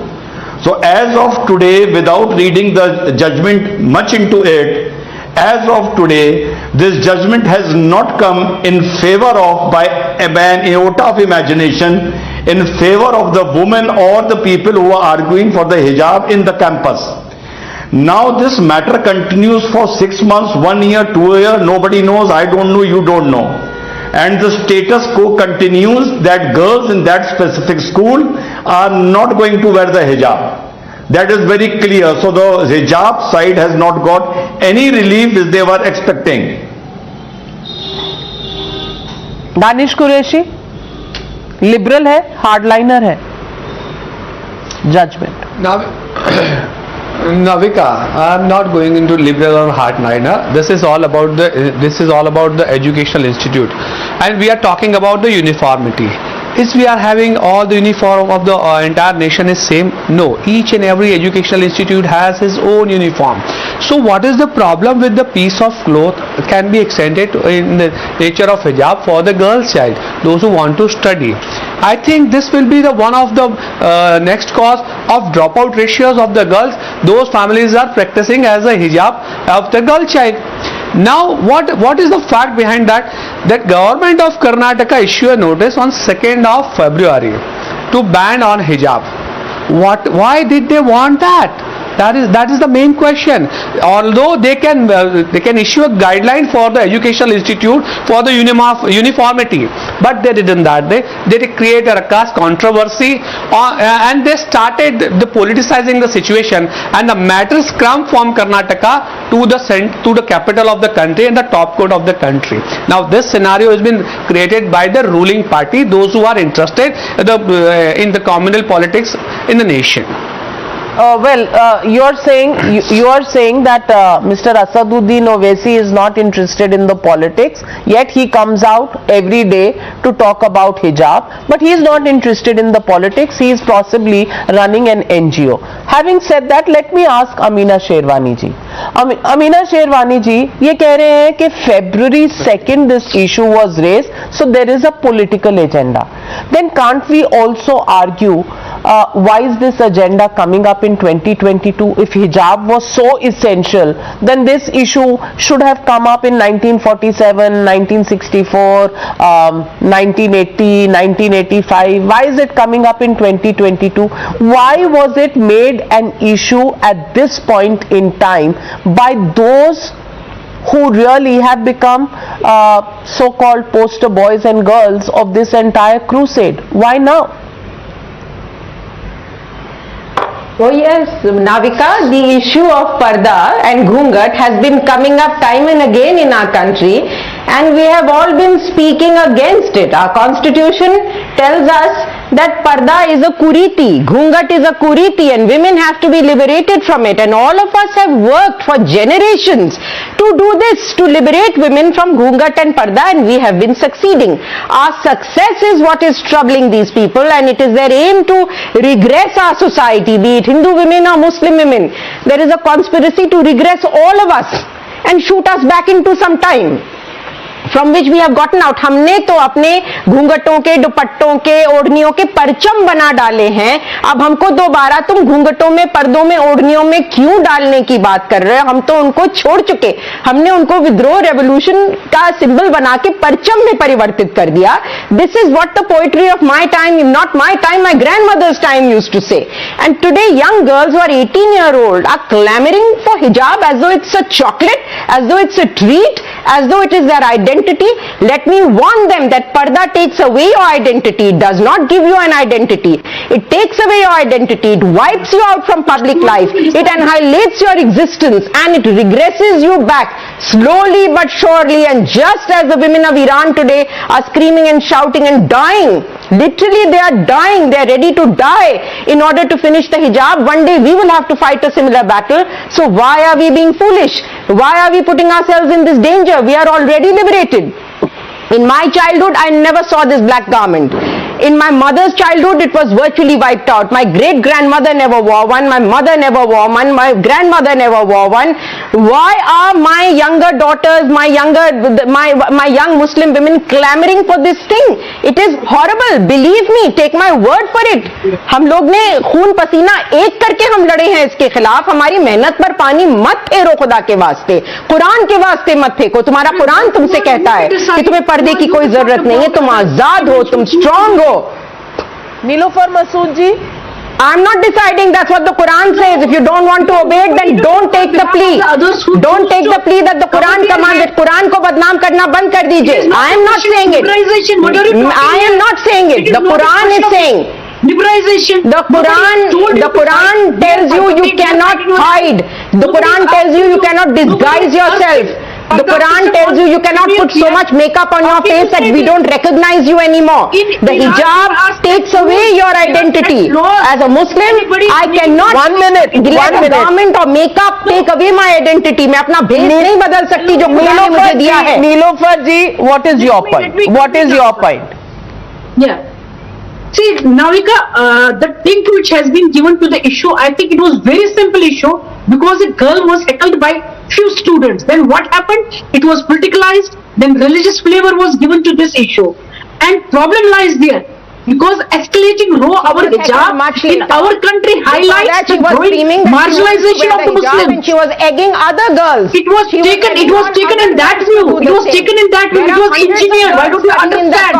We have our own set laws. Nobody is trusting Parda system on females here. In Iraq, you are raising voice. Do you agree with Shafiqur Rahman साहब who says हिजाब नहीं पहनेंगे तो आवारगी बढ़ेगी? I don't agree with him. I don't agree with him, not at all. If I choose to cover my head, how it is going to cause any sort of discrimination? How? No, but this is not harming anybody. This is not about you, ma'am. It is not causing any. But this was never about you. You can wear a hijab. This was about hijab as a uniform in a school. This was about hijab as a uniform in a school. And Abdul Razak Khan, I want to ask you. Navika, had it been taken in a simple manner, we could Navika, it's an all-girls school. If girls want to do parda in an all-girls school, can you imagine how crazy that sounds? No, we stand because Quran provides. It is an essential thing which females have to do it. Quran speak about it. पहले तो ये आप आपस में तय कर लीजिए कि कुरान ने कहा है या नहीं कहा है. कुरान ने कहा है या नहीं कहा है हिजाब के बारे में. हिजाब पहनना चाहिए ये कुरान कह रहा है कि नहीं कह रहा. आमना शरीफ जी कह रही है कि Quran doesn't say. And nobody is thirsting here, females, that you have to cover it. In Iraq, they are being forced to choose it. In Iraq. And you are talking about them because they are being forced. We are not being forced to do it. And those females who want to cover their head, it is their liberty, it is their choice. Okay, Abdul Razak Khan. Abdul Razak Khan. All right, I heard you, Advocate Nilufar. I heard you. I want to get in Abdul Razak Khan. Abdul Razak Khan, my question to you is that if you were a lawyer, would you wear shorts and go to the court? Or would you wear your black gown? Would you wear your band? And would you wear your black and whites and go to court? Nobody, you should. Navika ji, please try to understand these girls who want to get into the school, into the college, want to practice their religion completely. It is up to their choice whether they want to carry the hijab till the classroom or inside the classroom. These girls are not hypocrites who want to keep the hijab in their pocket, get inside the classroom, come out and wear it again. Hijab has never been a hindrance in the women empowerment. Even Mrs. Pratibha Patil, who has been the President of India, used to wear hijab. You look at Modi ji's mother. Modi ji's mother, Hiraben, wears a hijab. She puts a cloth on her head whenever she meets her son. No, why would you call that a hijab? A ghungat is a good enough place. You can name it anything.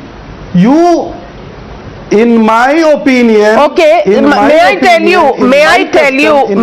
you, Abdul Razak Khan, Rajasthan में घूंघट पहनने की बड़ी प्रथा थी, बहुत प्रथा थी घूंघट पहनने की, लेकिन स्कूलों में कोई नहीं कहता था कि घूंघट पहन के आएंगी लड़कियां. आपने कभी हिंदुस्तान में आज तक हिजाब को लेकर, घूंघट को लेकर कोई आंदोलन नहीं हुआ है.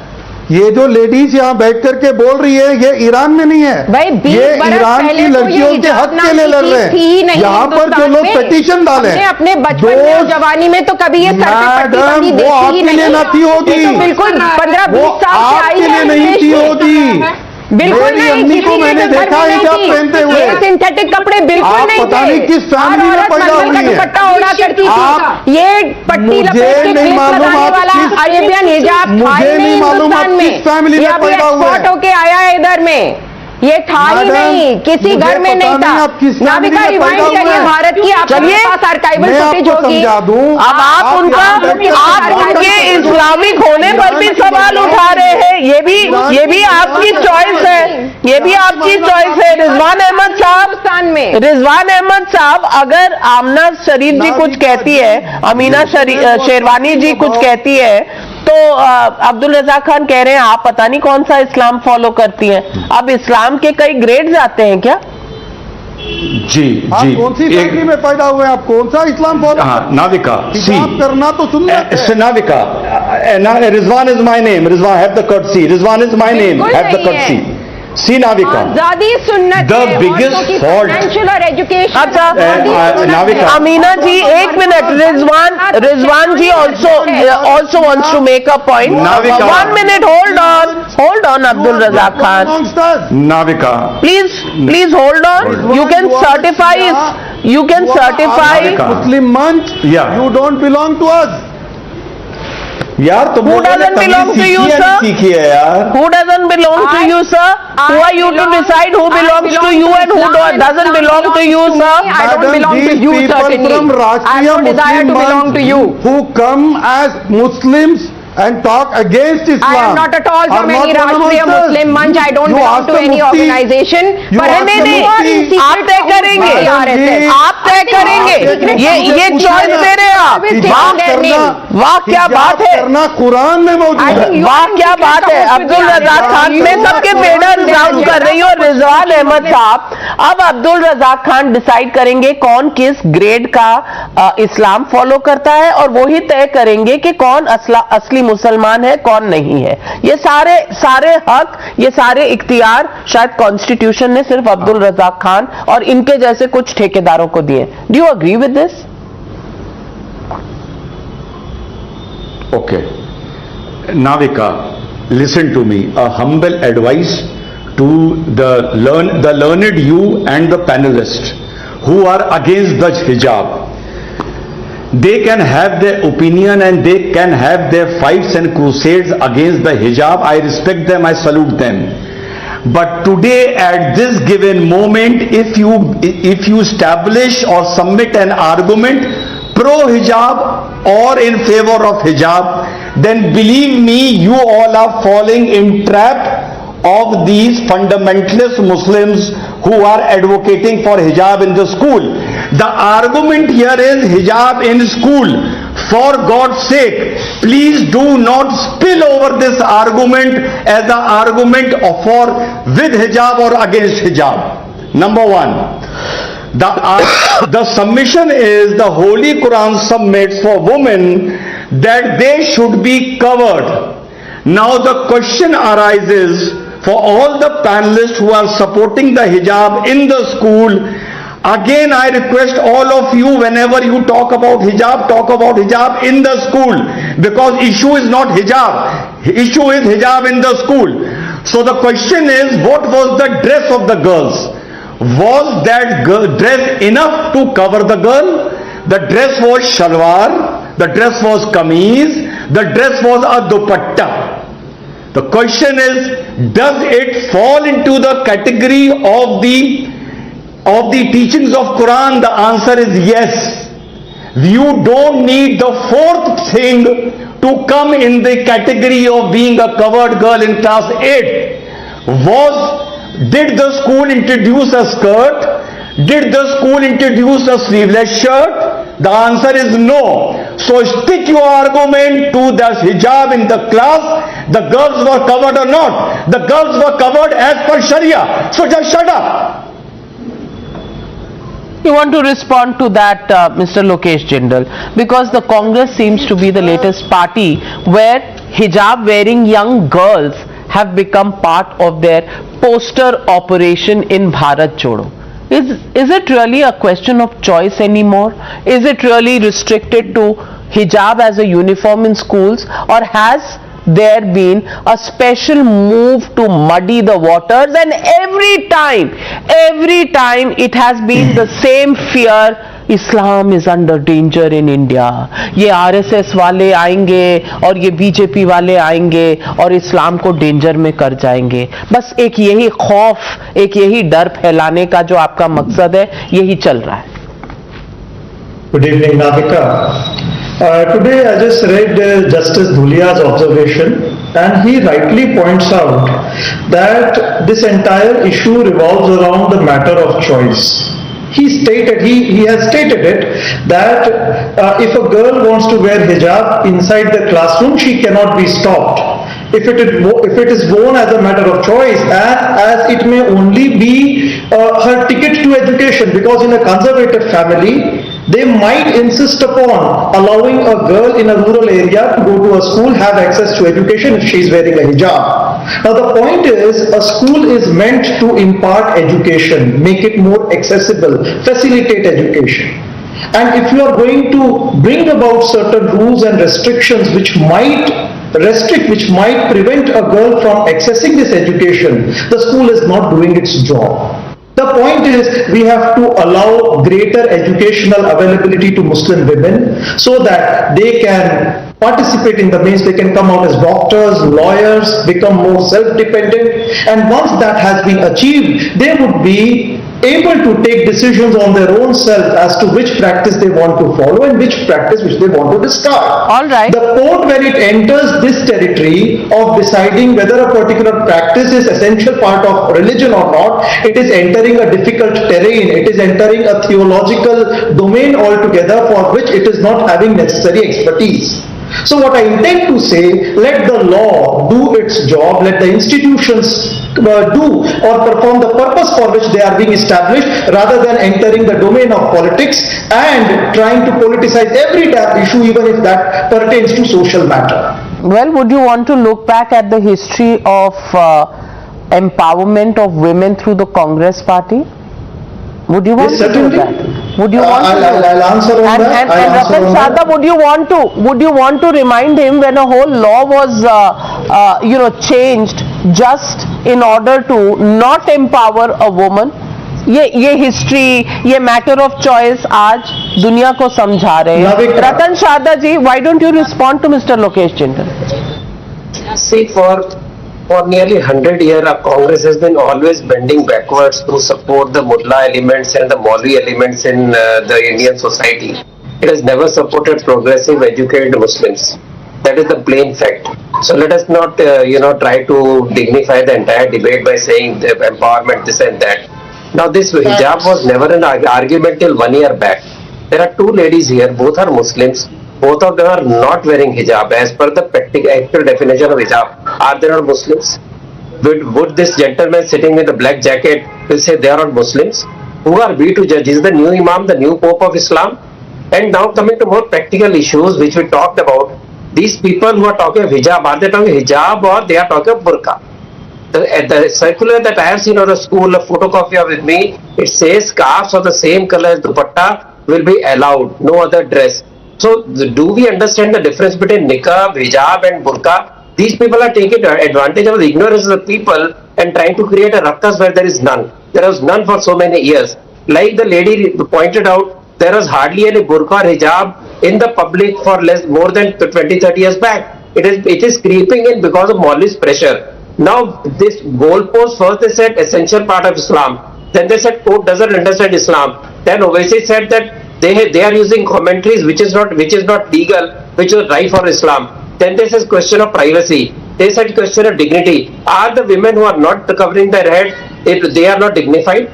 Are they not Muslims? And he talked about Parda. Parda system was actually introduced in India because of Islamic invasions to save the dignity of the women. Now when it happened, they removed the Pardas, they slowly going. There is no injunction for women to wear a particular dress. And we are talking, as Rizwan rightly pointed out, only about hijab in schools. If hijab was allowed in the schools, why this entire ruckus is being done by girls wearing burqas with PFI support? What is our argument basically about? And when you say matter of choice, as you rightly pointed out, the judges are talking of matter of choice.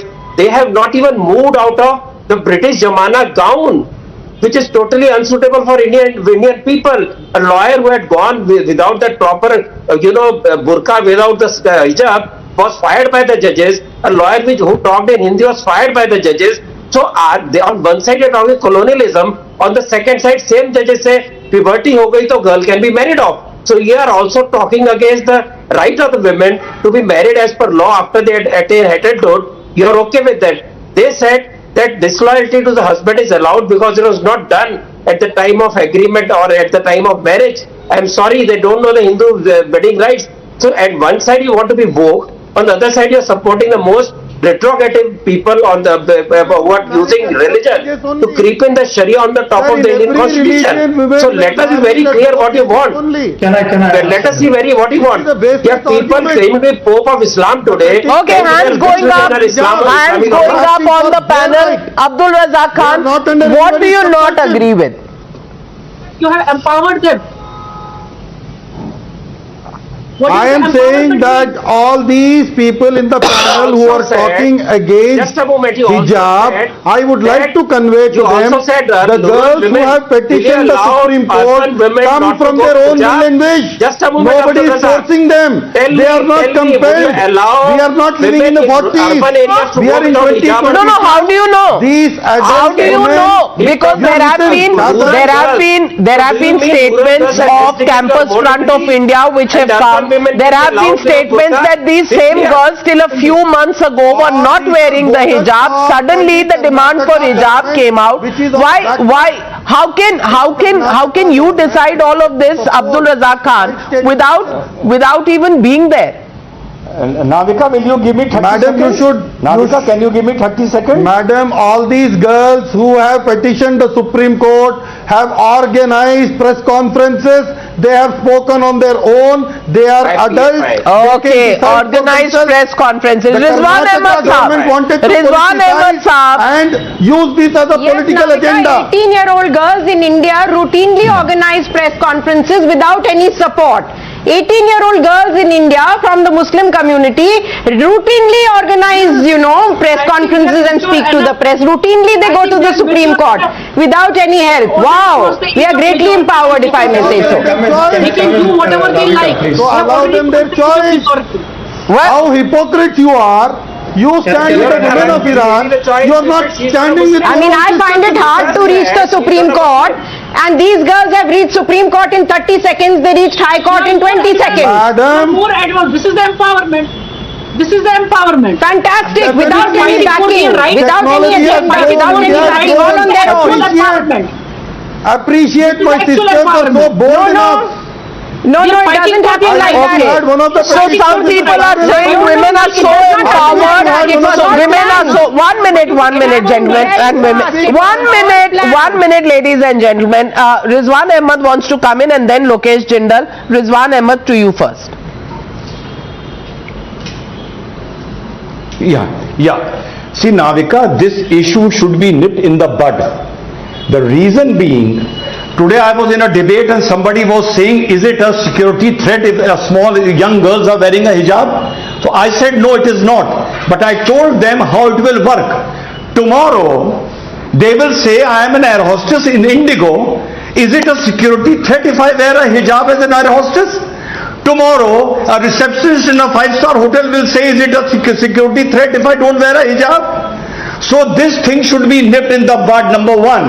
And whereas matter of choice goes, Navika, the madrasa board still exists in the country. So as a lawyer, I have to accept that. My humble question is, forget about girl wearing anything. Will the people running a madrasa board allow a boy in jeans and t-shirt to be a part of the madrasa? Will they allow? No, they won't allow.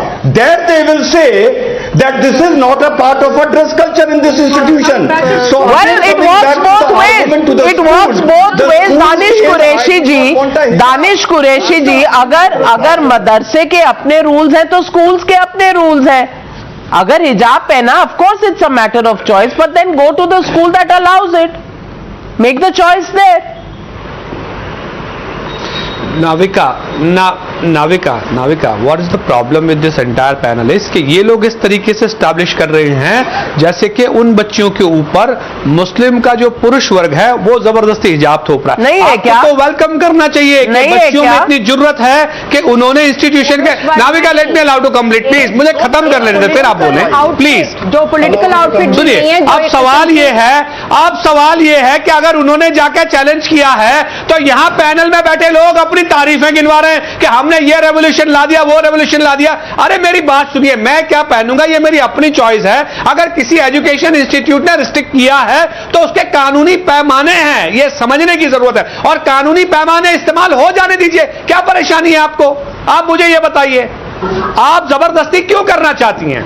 बताइए तो। नहीं, और जिसको हिजाब और निकाब का और पर्दे का जबरदस्ती तो कोई किसी के साथ इस देश में कर नहीं सकता, क्योंकि यहाँ एक संविधान है, एक कॉन्स्टिट्यूशन है। But I want to ask you, no, my question to you Danish Qureshi, if it is a matter of choice, why is it being debated on the grounds that this is an essential part of the religion? Why is it now boiling down to अगर नहीं पहनेंगे तो आवारगी हो जाएगी? Why is it boiling down to that? And Lokesh Jindal, that is my question. If I know correctly, the Quran also says that मर्द हो या औरत नजरें झुका के रखनी चाहिए, पर वहां कुरान की जो बताई हुई बात है वो ऑप्शनल है। मर्द ना माने कोई बात नहीं, औरतों को तो माननी पड़ेगी। No, it is not. Actually, Navika, you're wrong here. It only tells men to lower their gaze. It does not tell women to lower their gaze. Okay, it only orders then I stand corrected. Only Muslim men have to lower their gaze. Where have you seen a Muslim man lowering his gaze? Forget other countries, in India. आप India में बता दीजिए लोकेश जिंदल जी, बता दीजिए। See, Navika, when I'm talking about family as an institution, it imparts No, you certain answer the values and question. ethos to its children. I don't want your lecture on family as an institution. Are Muslim men in India following the diktat of the Quran which says नजरें झुका के चलिए? If a man believes in Islam and wants to follow it, he must adhere to it. It's a matter of choice. It's a matter of choice. If a person is a Hindu, Muslim, Sikh, Isai, matter of choice for men. Even if it's a woman, Abdul Razak Khan, नजरें झुका के चला करते हैं आप? This is mandatory in Islam. This is not a matter of choice. That men have to lower their gaze is mandatory in Islam. Men are not given the choice to lift up their eyes. They have only one choice, that is to lower their gaze and walk where there are women. I do not practice Islam. Men do not look at other women. Madam, practicing Muslim men do not look at other women. No, now you have to wear a label. Who is a practicing Muslim man and who is not a practicing Muslim man? I mean, you please don't get into the essentiality of Islam. It is up to the believer and his faith. Who am I? Who are you? So then let the matter of hijab. It is up to the believer. That is exactly the point. So Ratan Sharda, Amina Sherwani अगर कुछ कहे तो वो इनको जहर लगता है। वो वहाँ पे interpretation of the faith is not left to her. Interpretation of faith will be done by the Abdul Razak, will be done by the Danish Qureishis. Amina can't do it. But when it comes to the men, it should be left to them. Hijab. I love the boys. They are so adorable. Ratan Sharda ji. I see, since I have gone to 2 debates on this topic, I see hidden under the respectability, the Islamists sitting in various panels. They are so unsure what they want. They are so apologetic after today's judgment. They are saying it was essential practice of religion. Then they said judges don't understand Quran, they don't understand Islam, they are not fit to give judgment. Then they said it's a matter of privacy, it's a matter of dignity. Please tell me what exactly you want. A person sitting here says that why shout about this judgment? अरे भैया, आपको 70 साल तक school के अंदर हिजाब की जरूरत नहीं पड़ी, आज आपको सडनली 6 महीने पहले हिजाब की जरूरत पड़ गई। प्रेस कॉन्फ्रेंस में बात कर रहे थे ना, पीएफआई का केस भूल गए? पीएफआई का एक चार्ज है कि हिजाब के केस के अंदर उन्होंने सारे चिल्लाने का क्या फायदा? लेकिन आपके पास देखिए यही प्रॉब्लम है, जैसे ही आप एक्सपोज होते हैं चिल्लाने लग जाते हैं। आपके पास चिल्लाइए आवाम को, चिल्लाइए इसी तरह के इश्यूज पे बात करेंगे। चिल्लाइए। सुनिए मैंने एक भी आर्ग्यूमेंट आपने मेरे को काउंटर की, आपको हिजाब चाहिए कि आपको बुर्का चाहिए, आपने जवाब नहीं दिया। आपने जवाब नहीं दिया, आपको मैटर ऑफ चॉइस है, तो विमेन जो है बैठी है,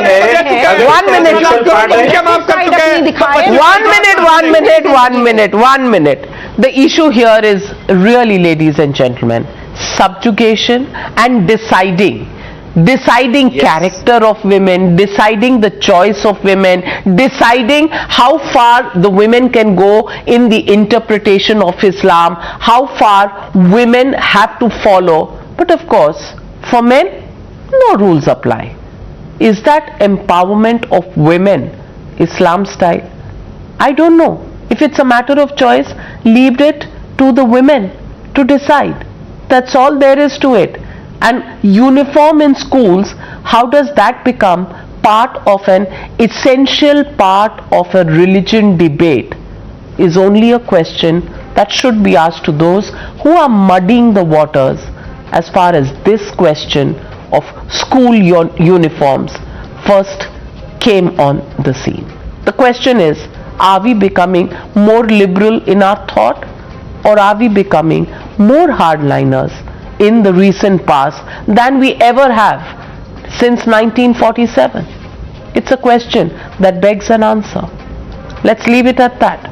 Thank you very much for joining me on debate number 1. On the other side, the big charge sheet.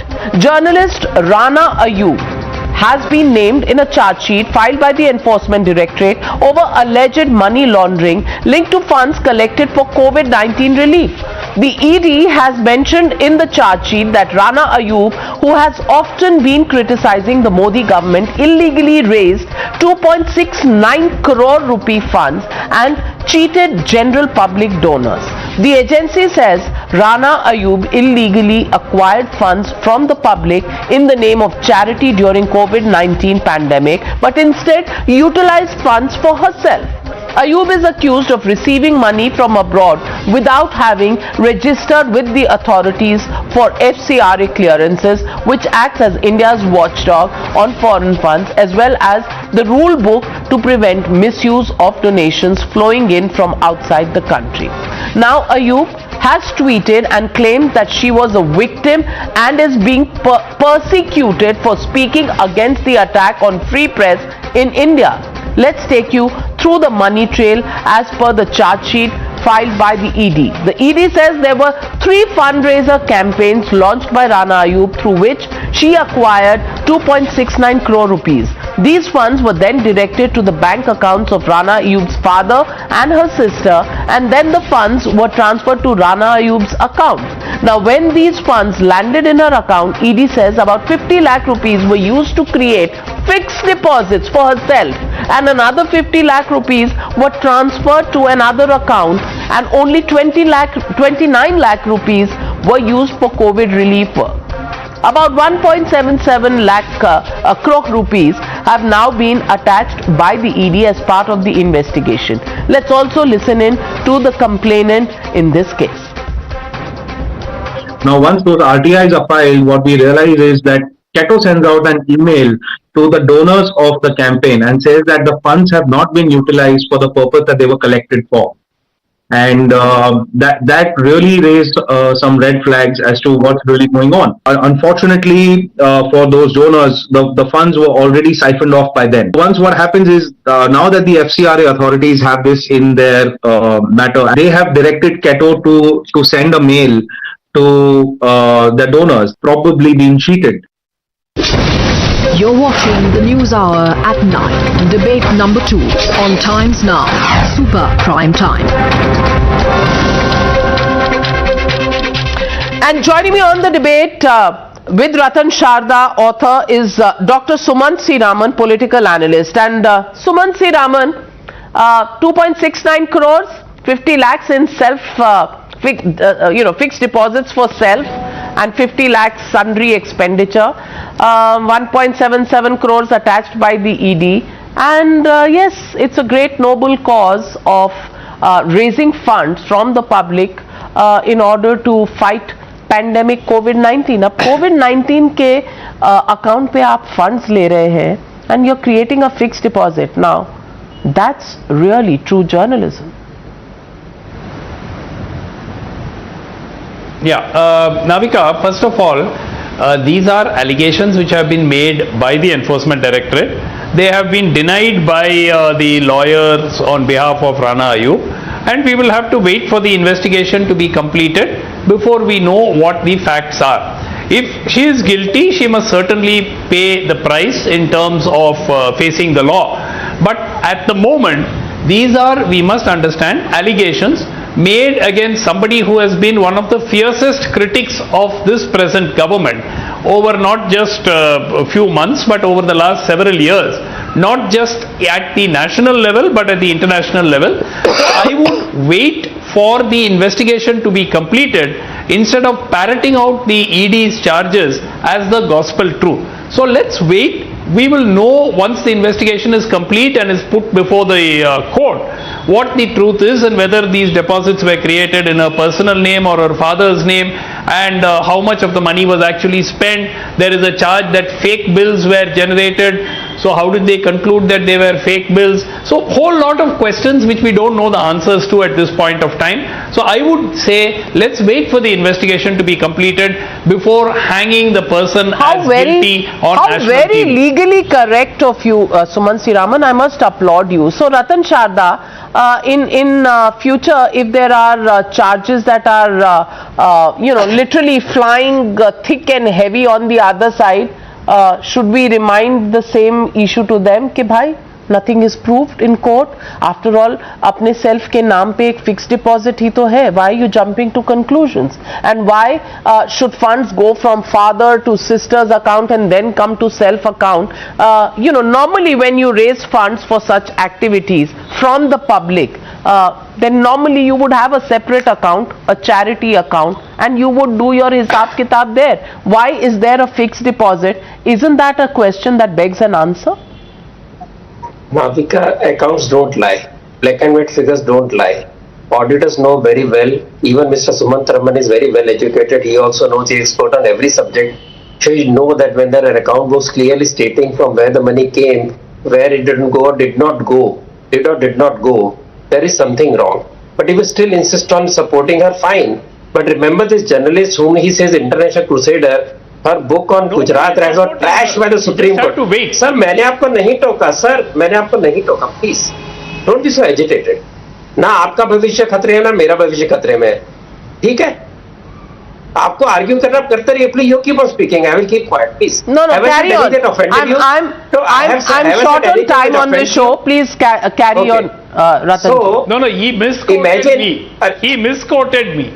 Okay, you can rebut and correct him later. Allow him to complete his train of thought, and then I'll give you a chance. Okay. I have not even quoted you, sir. See, the issue is that the court says 2.7 crore is very small amount for which you should not harass a lady. Then she goes all over the world saying, I have been victimized. Her book has been trashed. Her reports have been trashed. And you remember, this lady got a bail for 2.7 crore embezzlement or whatever crime you call it. Supreme Court acquitted a person for 25 rupees bribe charge after 20 years. He had no legal support. Then there are people, 70% people in the jails today are in the jail because they cannot afford to have a bail. On one side of such cases, for small peddly amounts, they are suffering for years together. On the other, we have a lady who is a special status, being a journalist, who was trashed by the Supreme Court SIT, a lady which has clear-cut case of taking money from people in the name of COVID. And these are the same people who went overboard, showing blazing funerals, the bodies in the Ganga. All that is fine. But if the people come with a charge sheet, they say, oh my God, I've been persecuted. This drama has to stop. And people who defend such people must realize that every criminal is same. These people have been trashing Mr. Modi despite SIT's clearance, Supreme Court clearance, Mr. Amit Shah got clearance, but they will keep on begging them, saying that, oh my God, these people are murderers, these people are maut ke saudagar. But a lady whose entire evidence, entire career has been only full of innuendos, she is a great goddess. She can get bail, she can go overseas, and she can defame people. Different strokes for different folks is the charge against you. Okay. But yeah, 1 second. 1 second. Okay. 80% or 90% of what Mr. Ratan Sharda spoke has absolutely nothing to do with the case. He is speaking about her book and the quality of her book and what was mentioned about the book and so on, so which are not really relevant, and how he carried out a campaign, how she carried out a campaign. Look, my point is very simple. I am not here to carry a brief for Rana Ayyub. All I am pointing out is that all I have said, she has been carrying out a campaign against the government. Well, I only know that if she is somebody, the jury is still out on the charges being proved in court. I get that the charge sheet has just been admitted in the courts. It has been filed in the courts. The question here is that she has gone after people despite court judgments actually exonerating them. Yet, in her own case, the only alibi the judgment is still to come. Ladies and gentlemen, we leave it at that. Yes, the judgment is still to come. But if it's true, and if the charge sheet is read as what it says today, fixed deposits in your personal name when money is raised from the public in the name of COVID, well, that surely is not journalistic effort. We leave it at that. Thank you very much, Dr. Suman Sriraman and Dr. Ratan Sharda, for joining me on the NewsHour tonight.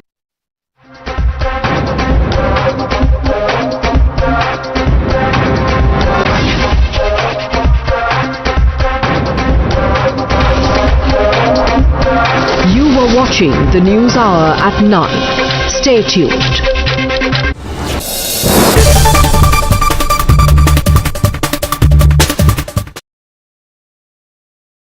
The most pressing issues, the most informed minds, free and fair exchange. Converse India with Rahul Shivshankar. आपको सब film star ही चाहिए मथुरा में।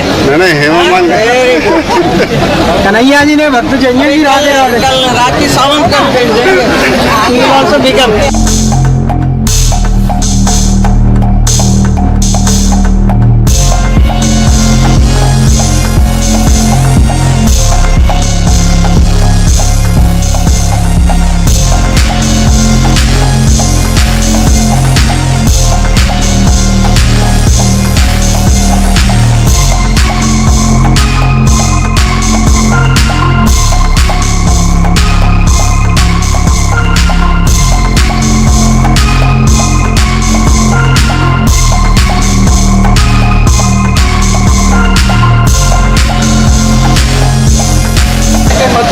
सांसद बनना चाहेंगे उसको तो आप बनने नहीं देंगे।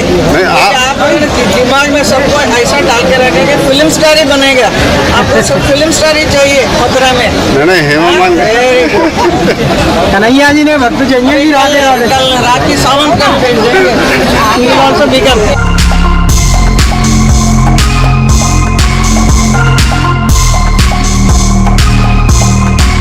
बहुत अच्छी बात है। आपका क्या विचार है इस बार? आप मेरा विचार क्या मैं बताऊं?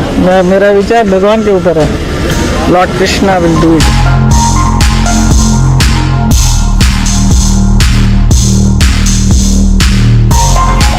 मैं तो देश की सेवा के लिए ही पैदा हुई हूँ और मैं देश की सेवा करना चाहती हूँ।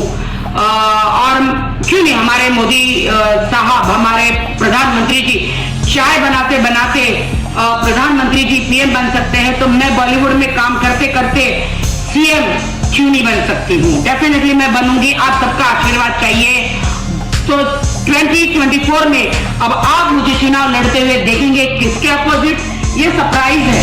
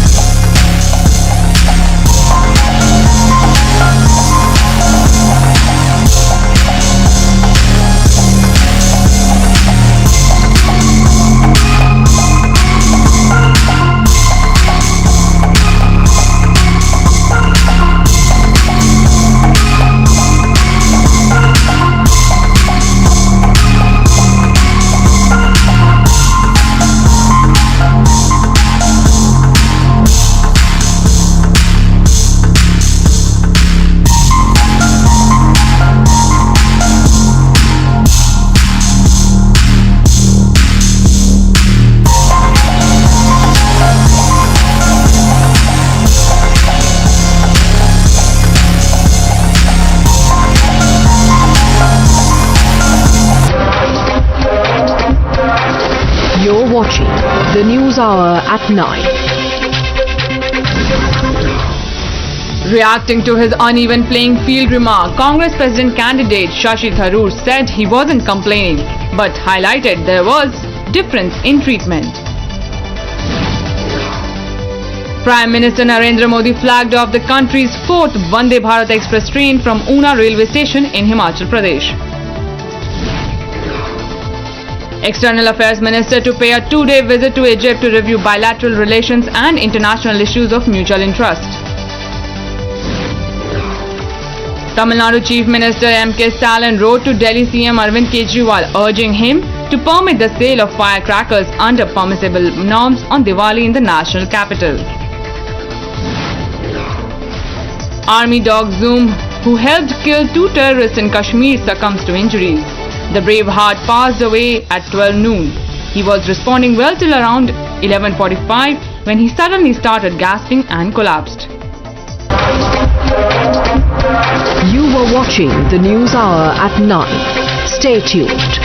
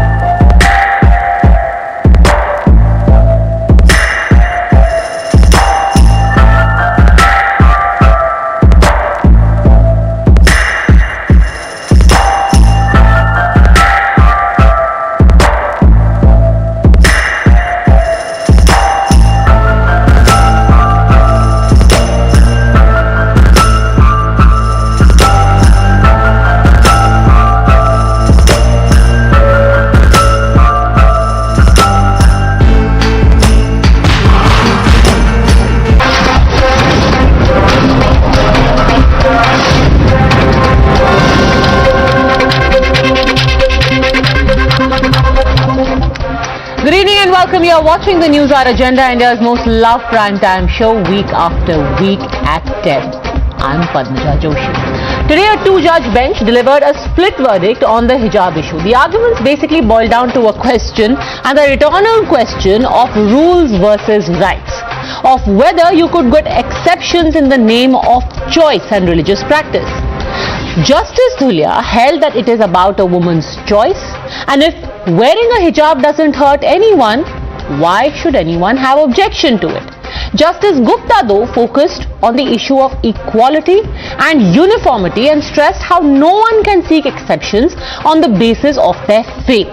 So let's take you through the details of the reasoning given by both, because it's important for you to understand that.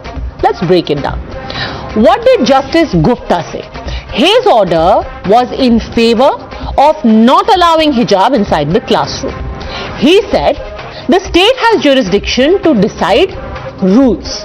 The state can say, this is the uniform inside the classroom and you have to adhere to the uniform. And this cannot be breached on the basis of faith. All rights, even the right to religion, even your right to wear a hijab are subject to reasonable restrictions, and finally, that religion isn't even relevant to a state-funded school. That's what Justice Gupta said. Now, Justice Dhulia, who was in favor of making these exceptions and allowing girls to wear a hijab instead of their uniform, he said that the hijab is a religious practice even if it isn't an essential religious practice. According to him, children can choose to wear it as a part of their religion. He also said that if not allowed to wear a hijab, children may be denied education as a fallout, and finally the argument of tolerance. Essentially saying, look, they're not hurting you. They need to get an education. Why are you denying them an education just because you have a problem with the hijab? No harm is done. Just accommodate a little bit. Accommodation, tolerance versus rules, and the question of rules versus rights. So here is the big question that we are faced with. What's going to happen right now is that there will be a larger bench, perhaps with the CJI on it, and a 3-judge bench is now going to examine this question. And before them will be 3 central questions.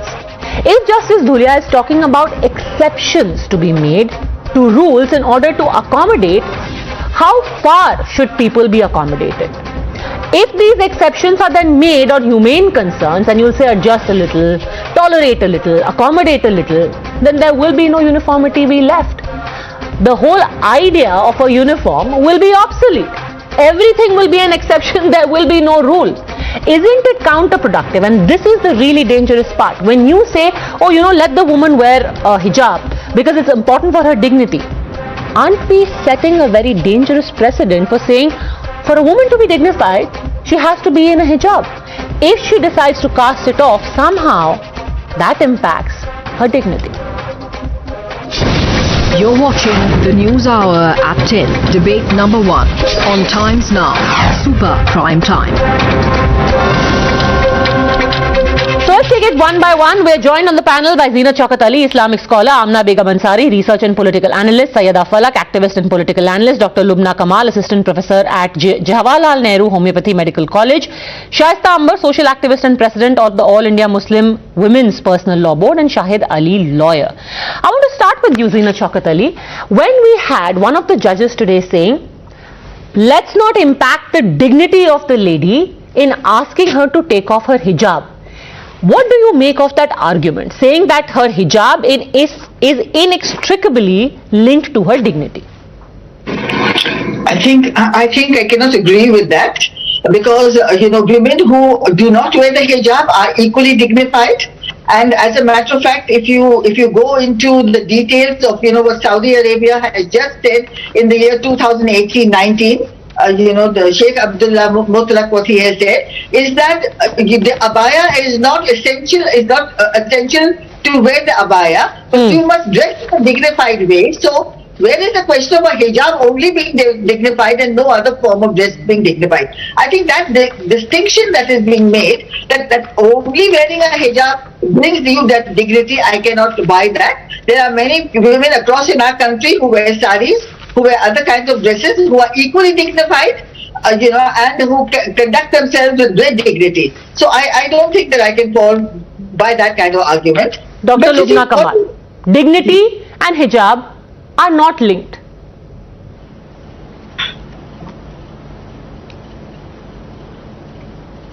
Dr. Lubna Kamal. Yes, I agree with that. It is not linked. It is, am I audible? Yes, you are, ma'am. Go on. Am I audible? Yes, go on, ma'am.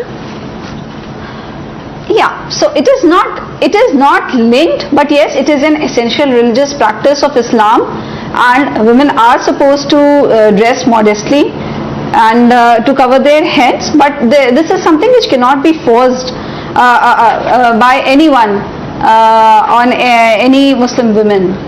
So, but the question before us should be, right now when so many cases of rape and molestations are pending, choice or no choice, first let's figure out the issue of dignity. You agree that a woman doesn't have to wear a hijab to be dignified, right? A woman even without a hijab is fully dignified, as dignified as you are. Yes. So we are casting that argument out. A woman doesn't have to wear a hijab to be dignified. So a child, when she is going to school and to retain her dignity doesn't have to wear the hijab.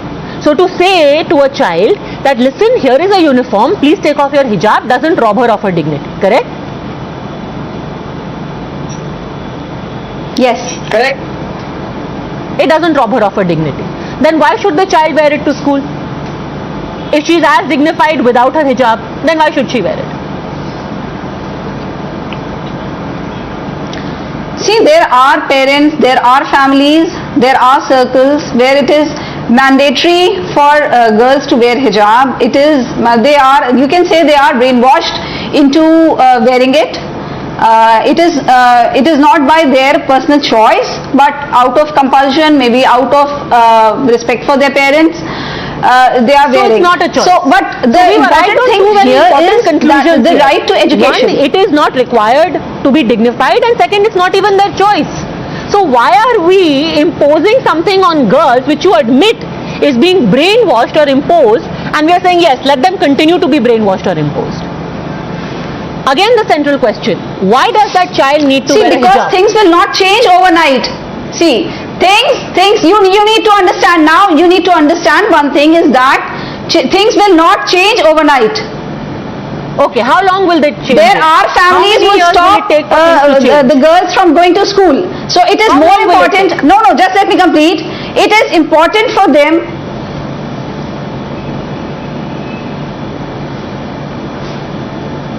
What is the deadline for change, ma'am? 10 years, 20 years, 50 years? What's the deadline for change? See, I cannot predict that. But yes, the girls, when they are financially independent, then only they'll be able to decide what's best for them. But ma'am, how can they decide what's best for them if they are being brainwashed, like you just said? Let them get education. Let them be financially independent. Zina Chaukat Ali. So it's why do you want to stop them from going to school? Okay, it's a gradual process, Zina Chaukat Ali. I think you see this entire debate, first of all, as you have mentioned, that there is a discipline and there is a rule in a school. We are not talking about hijab generally. In the country, you can wear whatever you want, the constitution permits it. We are talking very much of a child going to school and a discipline that the school follows. And in that discipline, there is a uniform that all children across religion, there is no religious symbolism, and the High Court has said neither the saffron robe, nor the head cover, nor any kind of religious symbolism to be expressed. And I think what could be better for a child to be in that atmosphere and grow educationally in that atmosphere as an equal with her colleagues, with her children, with her fellow students. And I think that is a rule that I stand by. I have said it from day one, and I believe that is the way to go. And we are putting the cart before the horse. Instead of telling the child that listen, follow the rules which everyone is following to gain an education, you are like, oh, in order for her to gain education, let us make exceptions. Because where do the exceptions end? Amna Begum Ansari, when we asked for exceptions, the judge basically said today, Justice Dhulia, why are you depriving girls of education? The fallout of your insistence is that these poor girls can't go to school. Just make an exception, no? Amna Begum Ansari? Yeah, and exactly. Also, I do not understand why do we keep, keep blackmailing, I would say, because that's the word I use mostly.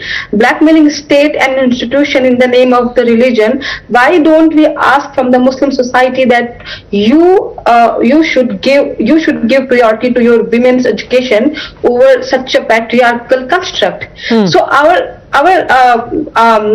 entire priority is misplaced here. All the liberals I am listening, they are just making the argument in favor of such a regressive patriarchal construct which we are supposed to follow. And this thing that hijab is a choice, it cannot be choice. Let me tell you one very important thing. When we read Surah Nur, the Surah Nur contains the same instruction for the men what they have for the women. But we see the men interpreted entire Surah in the way that women has to wear certain cloth, but men has all the option available for themselves. Why there is a different, when the instruction is same, why there is a different kind of uniform we see for the men and women? So we should understand that it's a patriarchal interpretation, because religion has been always in the hand of the men. Shahid Ali, so this was never about religion, this was never about choice at all, it is basically patriarchy which is hiding behind religion and choice. Shahid Ali. I have serious objections, Padmaja, to your opening words wherein you said that this is dangerous while citing the judgment passed by Justice Dhulia. So you have been Sir, I will explain to you why I said it is dangerous. It is dangerous, sir, because the moment you say a woman is dignified when she wears hijab, you make every woman not wearing a hijab fair game. This is, you know how it happens. This is victim blaming, where men say, oh, she's wearing a skirt, so she asked for it. She's not a dignified woman, she's not a good woman. She got out of parda, she got out of hijab, she's a bad woman. My duty was to caution you.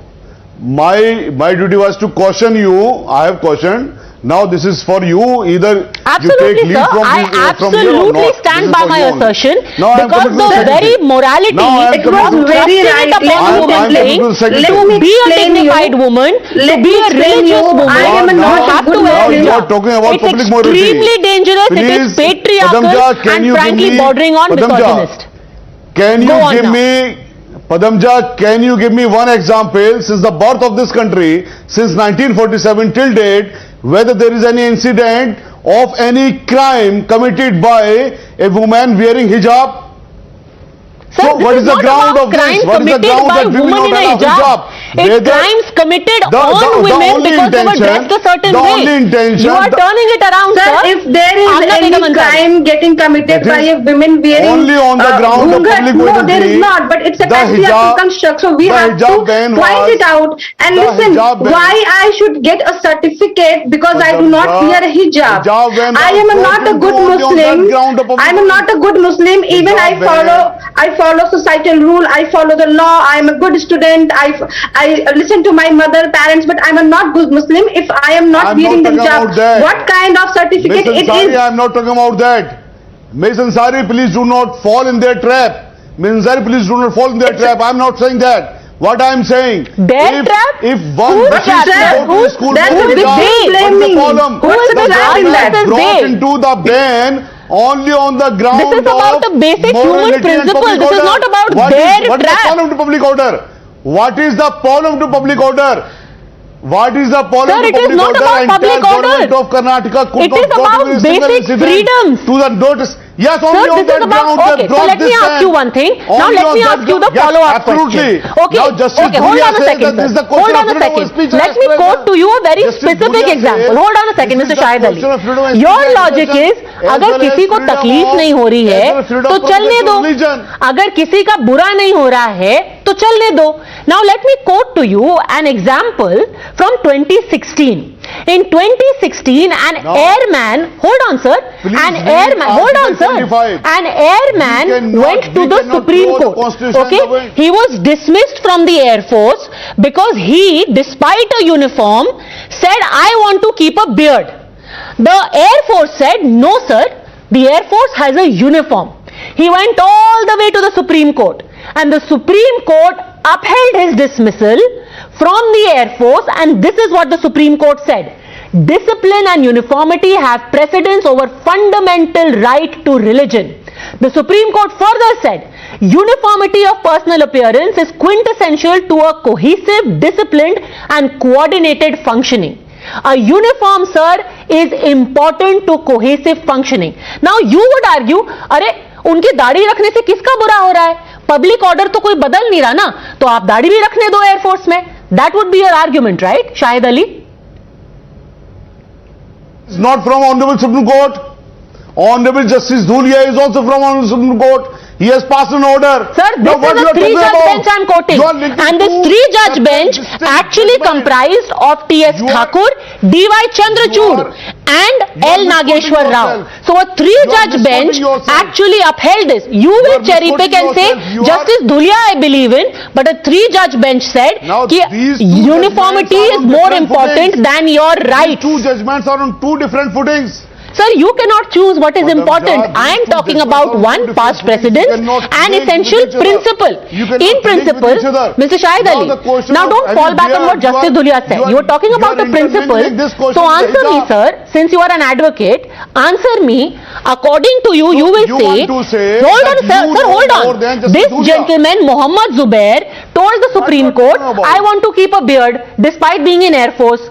Your argument would be उसको क्या किसी को तकलीफ हो रही है, किसी को कोई हर्ट थोड़ा ना हो रहा है. आपके हिसाब से तो फिर एयरफोर्स में दाढ़ी भी अलाउड होनी चाहिए. Then have the debate on beard. Have the debate on beard. Now you are misquoting this. Sir, it is about what exceptions you claim in the name of religious right. This is on different perspective, different footings. Why is it different? Here is the because he's a man. Passed by Honorable Supreme Court. Because he's a man, so it's different. You are saying essential to religion, right? Mohammad Zubair also claimed it was essential to his religion, so he wanted to keep a beard. Freedom, fundamental freedom of speech and expression, as well as freedom of religion. The Honorable Supreme Court says so. Uniformity supersedes freedom of religion. The Supreme Court of India has held it. Uniformity and rules supersede your freedom of religion. The order has been passed by whom? It has been passed by Chief Justice, then Chief Justice T.S. Thakur, Justices D.Y. Chandrachud and L. Nageshwar Rao. It was a three-judge bench, including the Chief Justice of the time in 2016. That is on different footings. I have been saying so that in different footings. Please do not equate. Okay, different footings. Can you elaborate, Zina Chaukat Ali, how is this on a different footing? Because essentially it boils down to this. Can you seek exceptions on the basis of your faith? And where does it end? You see, this entire approach is so patriarchal, it is so puritanical. You see, the entire understanding projected that I see is very puritanical, it is misogynistic, and it is a mindset that has been made. And that frozen mindset to defreeze, you see, it is for us to defreeze, and only we can do it, sir. Mr. Ali, only we can do it. Nobody else can help us to do it. So what actually the courts are saying, and what we are trying to project, is that we have to follow the rules of an institution. Then there is a particular institution. अभी आप हज के लिए जाते हैं, तो वहाँ एक ड्रेस होता है जो आप एहराम पहनते हो, फिर आपका हज होता है. When you go to a court, then there is a judge and there is a lawyer, then there is a particular way, there is a doctor. You know, when you go to the hospital, they wear the white gown, there is a code. Now here in a school, if there is a uniform, यानी सब बच्चे एक साथ हो जाते हैं, तो what is so objectionable is something that I am completely zapped, and I'm unable to understand this entire argument. We have not talked about hijab in India. The constitution is giving you permission to dress as you please. We are simply talking about a school uniform and how the school, has a uniform, and if you want to go to that particular school, there are certain rules and regulations everywhere. So when you want to go, you fill in the form. When you fill in the form, then you follow the laws. Sayyida Falak, similarly, like Zina Chaukat Ali said, you seek exceptions in schools. Tomorrow if somebody will say कि हज पे जाने के लिए you have to dress a certain way, I don't want to dress like that. I want to dress according to my own comfort. Would you be okay with that choice? Actually, your audio is for a minute. Shaista Ambar, would you like to take that question? Would you be okay with that choice? If somebody seeks exceptions over there. मैं आपसे हर जगह के अपने rules होते हैं, और अगर आप कह रहे हैं कि भाई मेरा कुछ हक है, मेरी एक मर्जी है, उसमें मुझे एक्सेप्शन चाहिए, would you be okay with that exception? Rule को फॉलो करना पड़ेगा, रूल को फॉलो करना पड़ेगा, रूल को फॉलो करना पड़ेगा, कोई एक्सेप्शन नहीं की बात नहीं है. रूल को फॉलो करना पड़ेगा, नहीं तो आपको अपना इंस्टीट्यूशन खुद अपना बनाइए, खुद आप एजुकेशन करिए। लेकिन अगर आप किसी एजुकेशन इंस्टीट्यूशन पे हैं तो आप किसी एजुकेशन इंस्टीट्यूशन पे अपनी बात नहीं थोप सकते हैं। जो आपके वहां के रूल है, नॉर्म है, उसी को आपको फॉलो करना होगा। बताइए शाहिद अली, जहां पे आप हैं वहां का रूल फॉलो कीजिए, हज में आप हज के रूल फॉलो कीजिए, स्कूल में आप स्कूल के रूल फॉलो कीजिए। That is her view point. Yes, we are following Constitution of India. Constitution is Bible of India. We are following that. Constitution permits us, allows us. Why don't you follow the Supreme Court of India also? The Supreme Court has ruled in a similar matter. It has said very clearly that your right, sir, has reasonable restrictions. The Supreme Court say that this is the one's choice. Either to wear, not to wear. So tell me one thing, I'm very curious, just a second.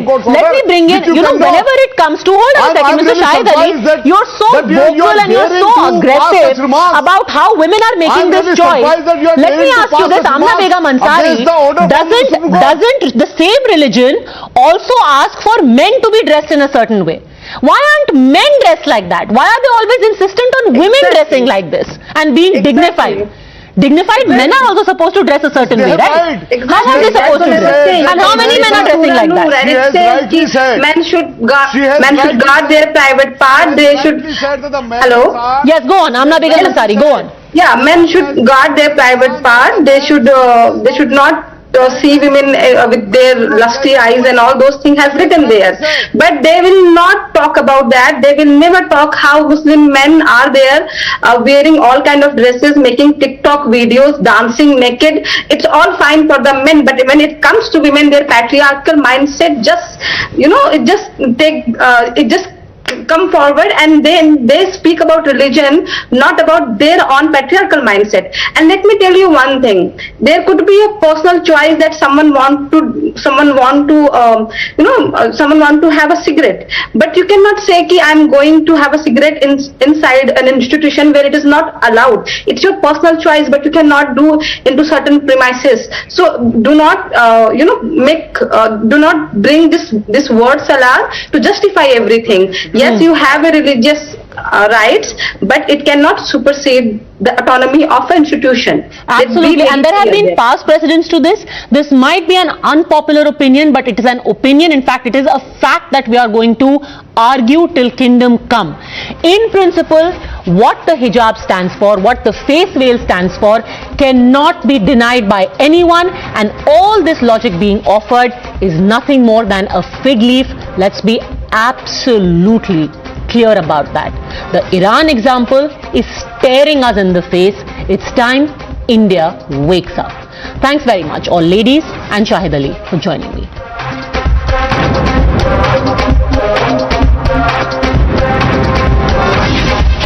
There have been a lot of politicians who have been very vocal about the issue of choice when it comes to the hijab. But do they support the choice of women in Iran? And how do they respond to the fact that women are literally laying down their lives in Iran to get rid of this same hijab that's being glorified in India? That's what I want to put to AIMIM Chief Asaduddin Owaisi. Joining us now on the NewsHour agenda is a Member of Parliament and Chief of the AIMIM, Mr. Asaduddin Owaisi. So first up, it's been a split verdict, but you have chosen to hail the decision or the verdict that has been given by Justice Sudhanshu Dhulia. Don't you think it's also important what Justice Hemant Gupta has said, that any one community cannot choose to bring their religious symbols into a place where education is being imparted? Well, that is what my whole argument is. That right to choice is a fundamental right. In your opinion, you choose to hail the opinion of a differing judge. My right to choice is that I accept Mr. Dhulia's judgment as a right judgment. That is what the whole argument is. That right to choice is you and me have. I will come to the right to choice in just a second, sir, but drawing from what Justice Hemant Gupta said, he said, in a state run wholly by state funds, the hijab cannot be invoked as a right to free expression, overriding the rules of the institution in question. If we are now going to say that my right overrides uniformity, then similar demands are going to be made in, say, the armed forces, in other places. What happens to the idea of uniformity then, especially when state funds are being utilized? Well, I would, in reply to that, Justice Dhulia has quoted, if I am not wrong, I am yet to read the complete judgment in my own good time, but if my memory serves well, in paragraph number 24 or 25, Justice Dhulia talks about B.J. Emmanuel case. And Mr. Dhulia has said, I have held that the judgment in B.J. Emmanuel squarely covers the issue. And what was B.J. Emmanuel? In B.J. Emmanuel, people who profess to believe as in Jehovah's Witness, they stood up when the national anthem was sung, but they didn't sing it. And Justice Chinnappa Reddy in that judgment had rightly said on August 11, 1986, that suspending students based on their conscientiously held religious faith violated the Constitution. So you have a differing opinion. So since you quoted that particular case, Justice Gupta has very clearly made a reference to that. And he says, and I quote, "The two cases are not comparable. The limited question is whether a school has the right to insist that its students wear a particular uniform." So isn't there a false equivalence being drawn over here? Why do I say that? Because in the first case, sir, the students who are the believer of Jehovah expressed their inability to sing national anthem, though they were extending all respect when the national anthem was being sung. In the case of the hijab, democracy is not in test, but the question is whether the school, having prescribed the uniform, can say, I have a uniform code, so you have to adhere to it. These two cases cannot be compared, and it is not me but Justice Gupta saying it. Good. That I differ with the opinion of Honorable Justice Hemant Gupta. I agree with what Justice Dhulia has said, that he held that the judgment in B.J. Emmanuel squarely covers the particular issue. Justice Dhulia has rightly said that it is ultimately a matter of choice, nothing more and nothing less. Okay. Article 14 and 19 he has said. So you agree with what Justice Hemant Gupta has said, that is your right to choice.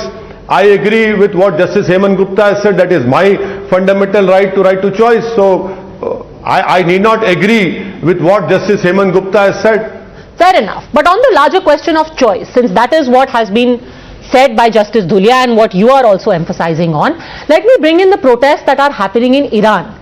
The larger point being made by the ladies over there is that ultimately it is not about choice. It all boils down to a patriarchal system that is thrust upon you, and when the women say that our choice is to not wear a hijab, that is where patriarchy kicks in and repression begins. So essentially choice is just a fig leaf. Well, I really disagree with you very strongly, because comparing India with Iran is completely wrong, because we have a constitution which has no religion. India as a country has no religion. That is not the case with Iran. In Iran, right to choice is not a fundamental right as in India. In Iran, right to culture is not a fundamental right as in India. In Iran, right to privacy is not a fundamental right, it is in India.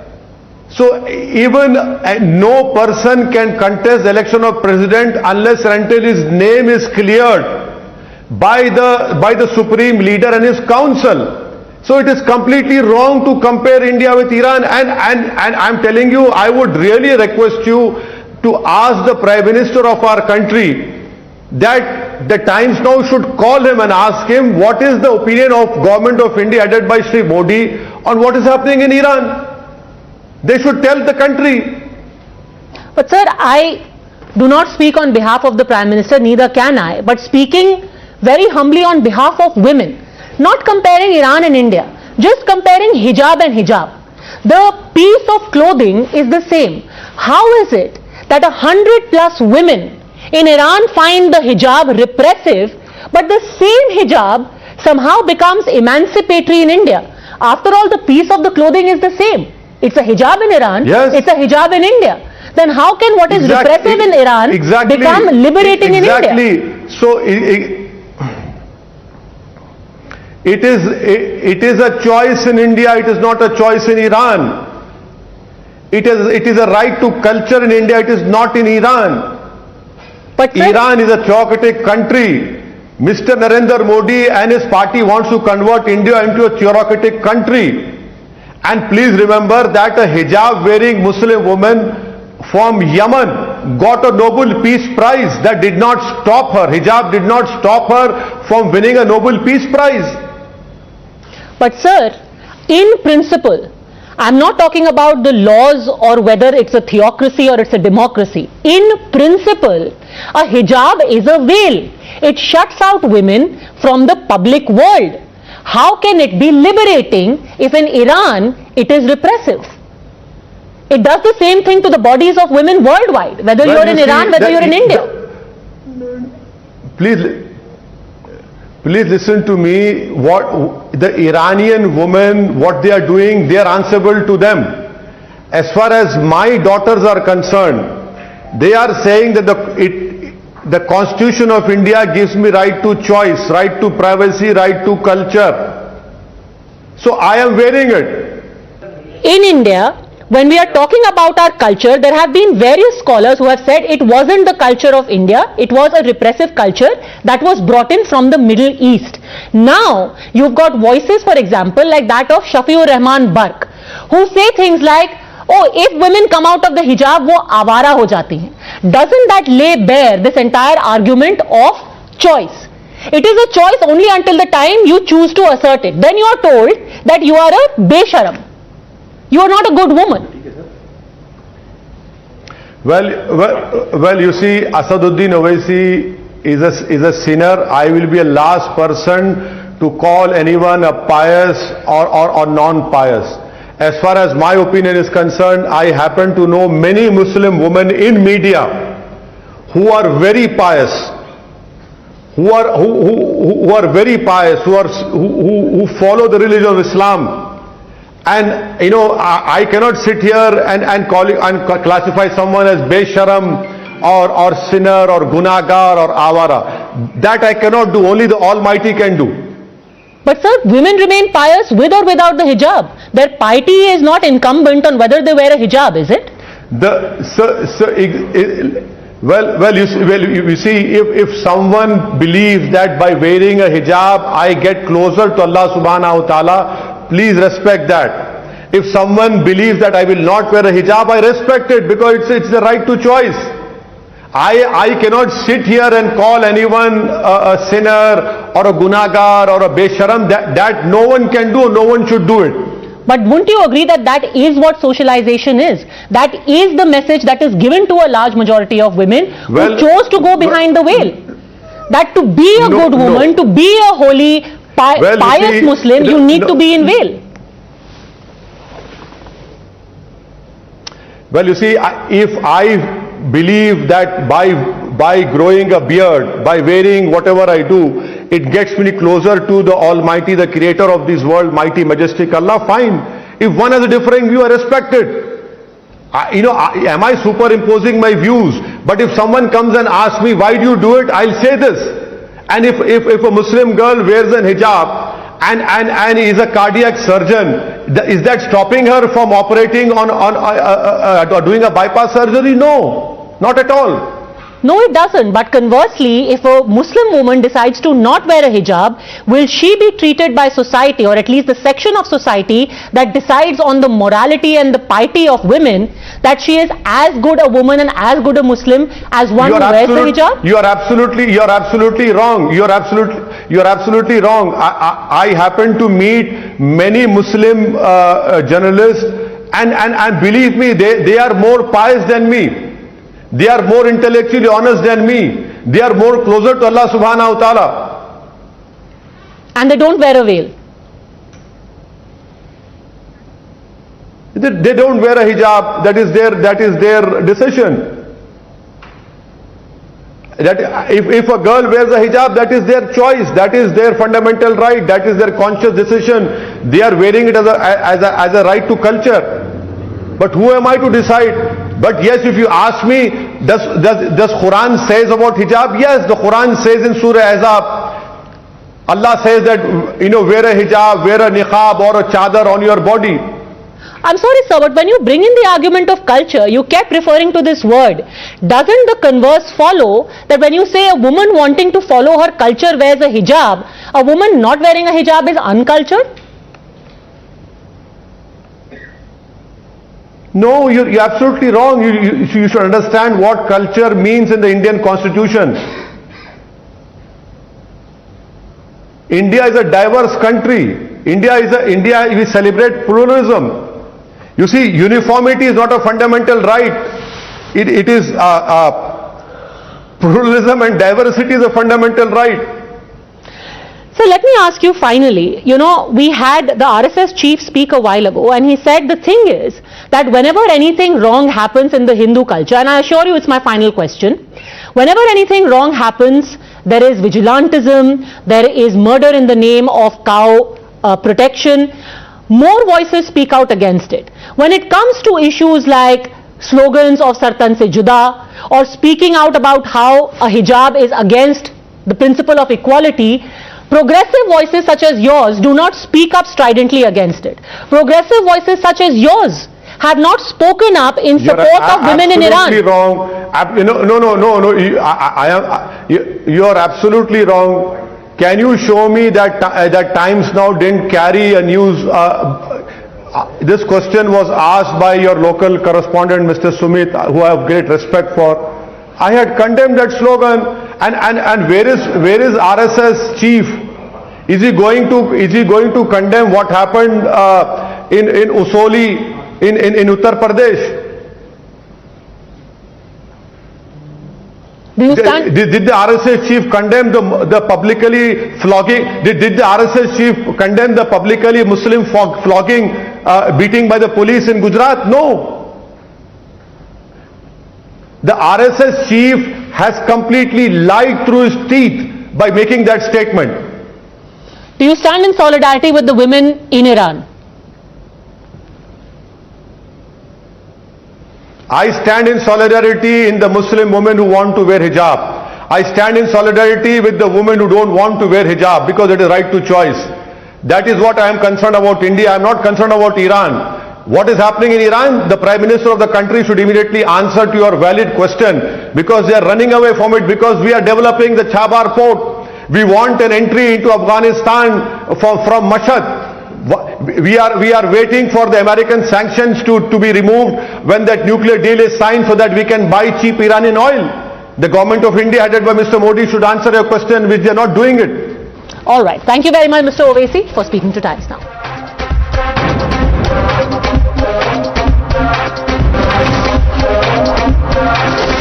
The News Hour at 10 will be right back after the break.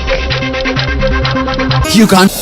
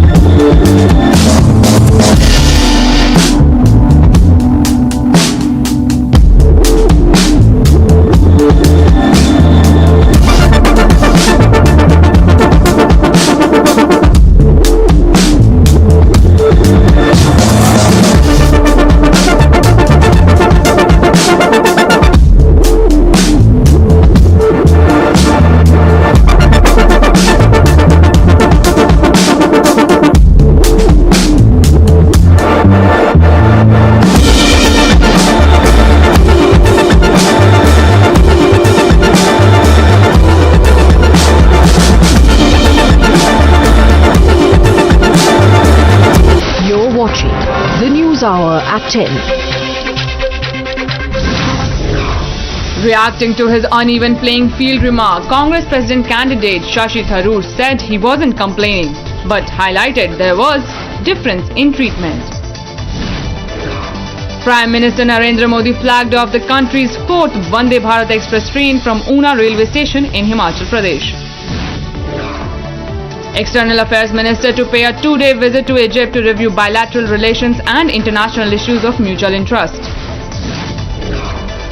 Tamil Nadu Chief Minister M.K. Stalin wrote to Delhi CM Arvind Kejriwal urging him to permit the sale of firecrackers under permissible norms on Diwali in the national capital. Army dog Zoom, who helped kill 2 terrorists in Kashmir, succumbs to injuries. The brave heart passed away at 12 noon. He was responding well till around 11:45 when he suddenly started gasping and collapsed. The News Hour at 10 will be right back after the break. You can't be...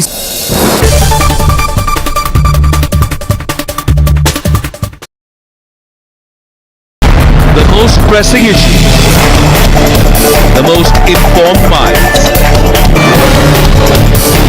free and fair exchange. Converse India with Rahul Shivshankar.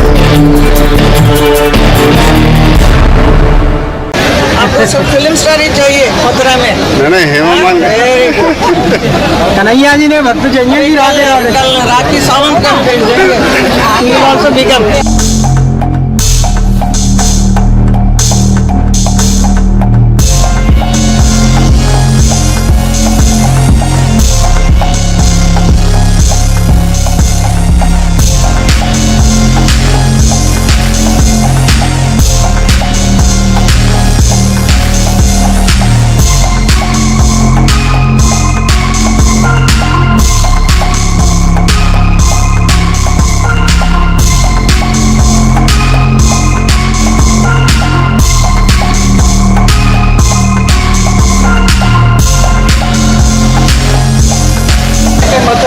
सांसद बनना चाहेंगे उसको तो आप बनने नहीं देंगे। आप दिमाग में सबको ऐसा डाल के रखेंगे फिल्म स्टार ही बनेगा। आपको सब फिल्म स्टार ही चाहिए मथुरा में।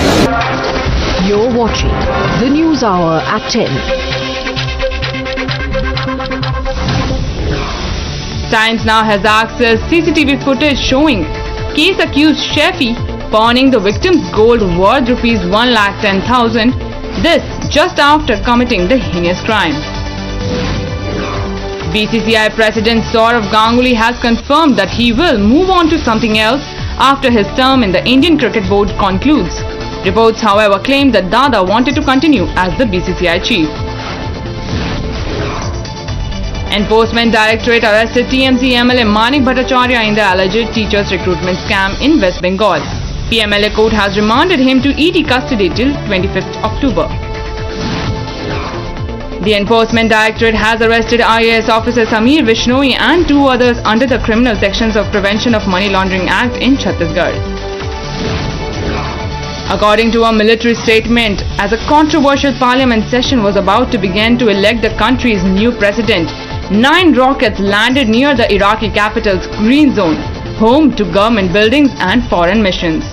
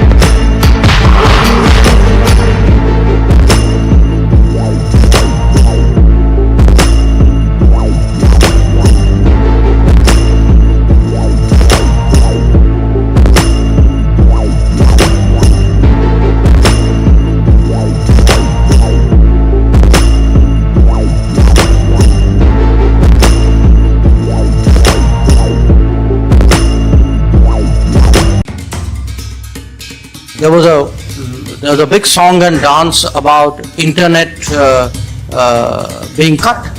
Okay. Now, if you've reached a stage where you say an internet cut is more dangerous than the loss of human lives, then what can I say? India's illegal and unilateral actions of 5th August 2019 to change the internationally recognized disputed status of Jammu and Kashmir and to alter the demographic structure of the occupied territory further undermined the prospects of peace.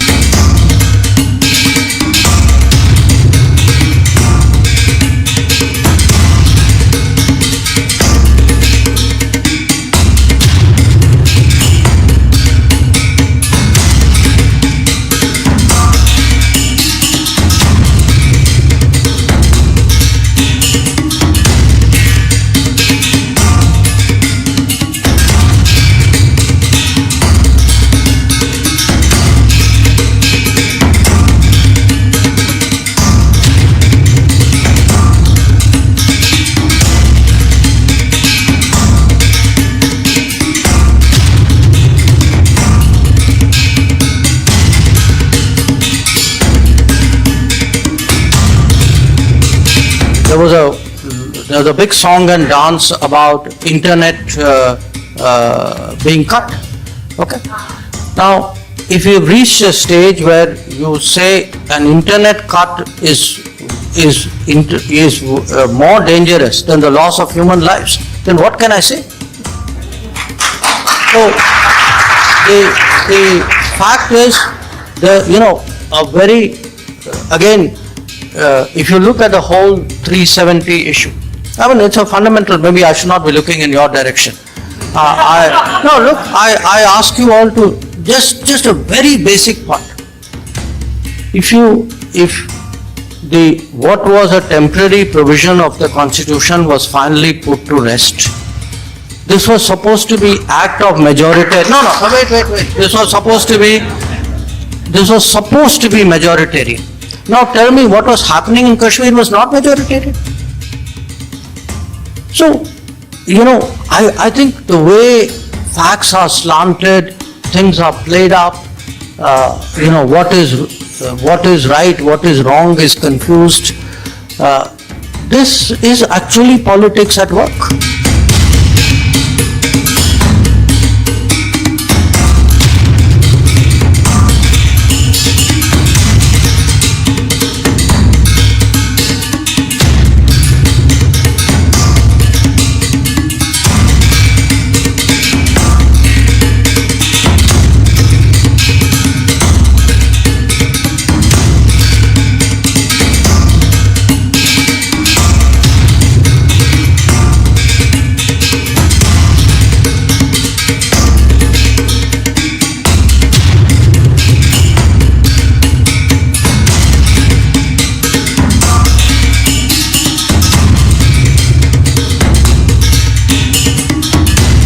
Kashmir situation is often misrepresented or misunderstood in Washington. What is the current understanding of US lawmakers about Kashmir and terrorism there? If there is a terrorist incident, and it doesn't matter of what faith the person, who's killed. If there are Indian soldiers or Indian policemen who are abducted or killed, if there are people working for the government or citizens going about their business who lose their lives. How often do you hear people talking about it, pronouncing on it?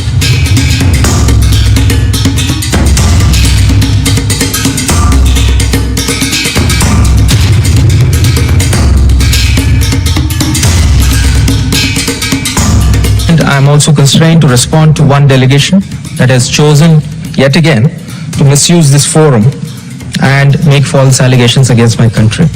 It is therefore important for me to set the record straight.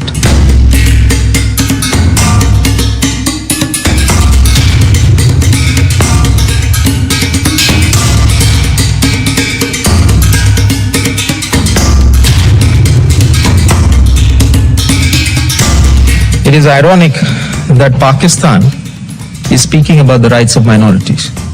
For a country that has even stopped publishing its data to hide its shameful record, it is amazing that they have even brought up this subject. It has a long history of having committed the gravest violations of minority rights that the world has ever seen. We know that what Pakistan has done to its minorities. It has decimated them.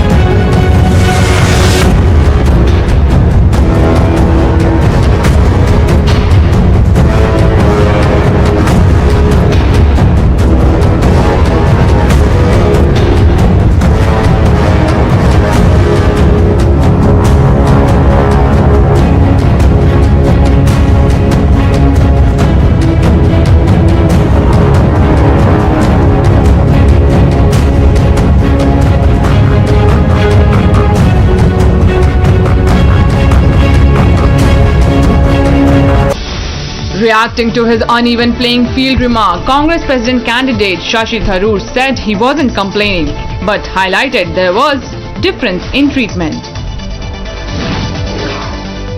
Prime Minister Narendra Modi flagged off the country's 4th Vande Bharat Express train from Una railway station in Himachal Pradesh. External Affairs Minister to pay a 2-day visit to Egypt to review bilateral relations and international issues of mutual interest. Tamil Nadu Chief Minister M.K. Stalin wrote to Delhi CM Arvind Kejriwal urging him to permit the sale of firecrackers under permissible norms on Diwali in the national capital. Army dog Zoom, who helped kill 2 terrorists in Kashmir, succumbs to injuries. The brave heart passed away at 12 noon.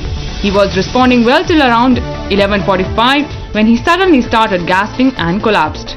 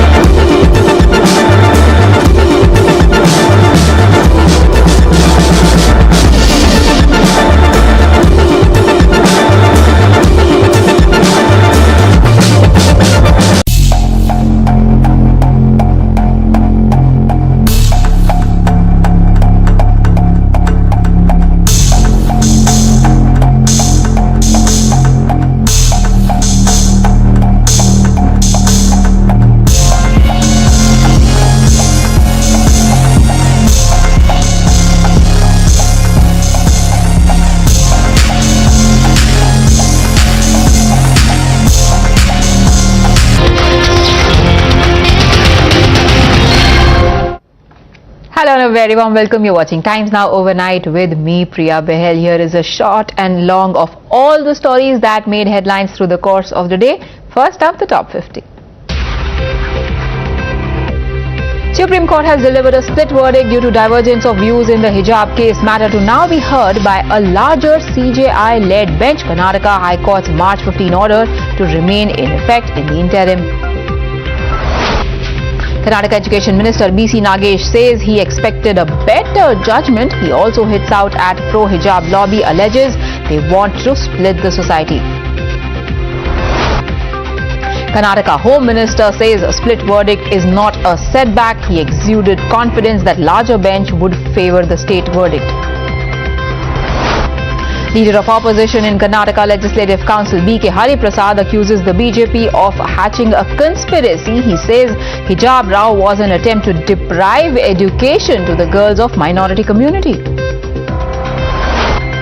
AIMIM Chief Asaduddin Owaisi says girls in Karnataka are wearing hijab because Allah asked them to. He further accuses Karnataka High Court of misusing Quranic translations. There are several other questions that he answers. Watch the entire interview at 11:30. Senior CPIM leader Virinda Karat says she was glad that the Apex Court did not give a stamp of approval on Karnataka government's motivated policies. NCP leader Majid Memon says hijab verdict was not just connected to Islam. He added it has an impact on the right to education for girls and right to choice as well as freedom. Jairam Ramesh gave a political twist to the verdict. He said matter will remain in court for a while and added that Bharat Jodo Yatra will continue to demand accountability from the Prime Minister. After his bizarre analogy on Congress's 2024 prime ministerial phase, senior leader and Congress presidential candidate Mallikarjun Kharge clarified that focus should first be on presidential polls and then on the face for prime minister's post. Slamming Kharge, BJP national spokesperson Shehzad Poonawalla said that his statement was unmindful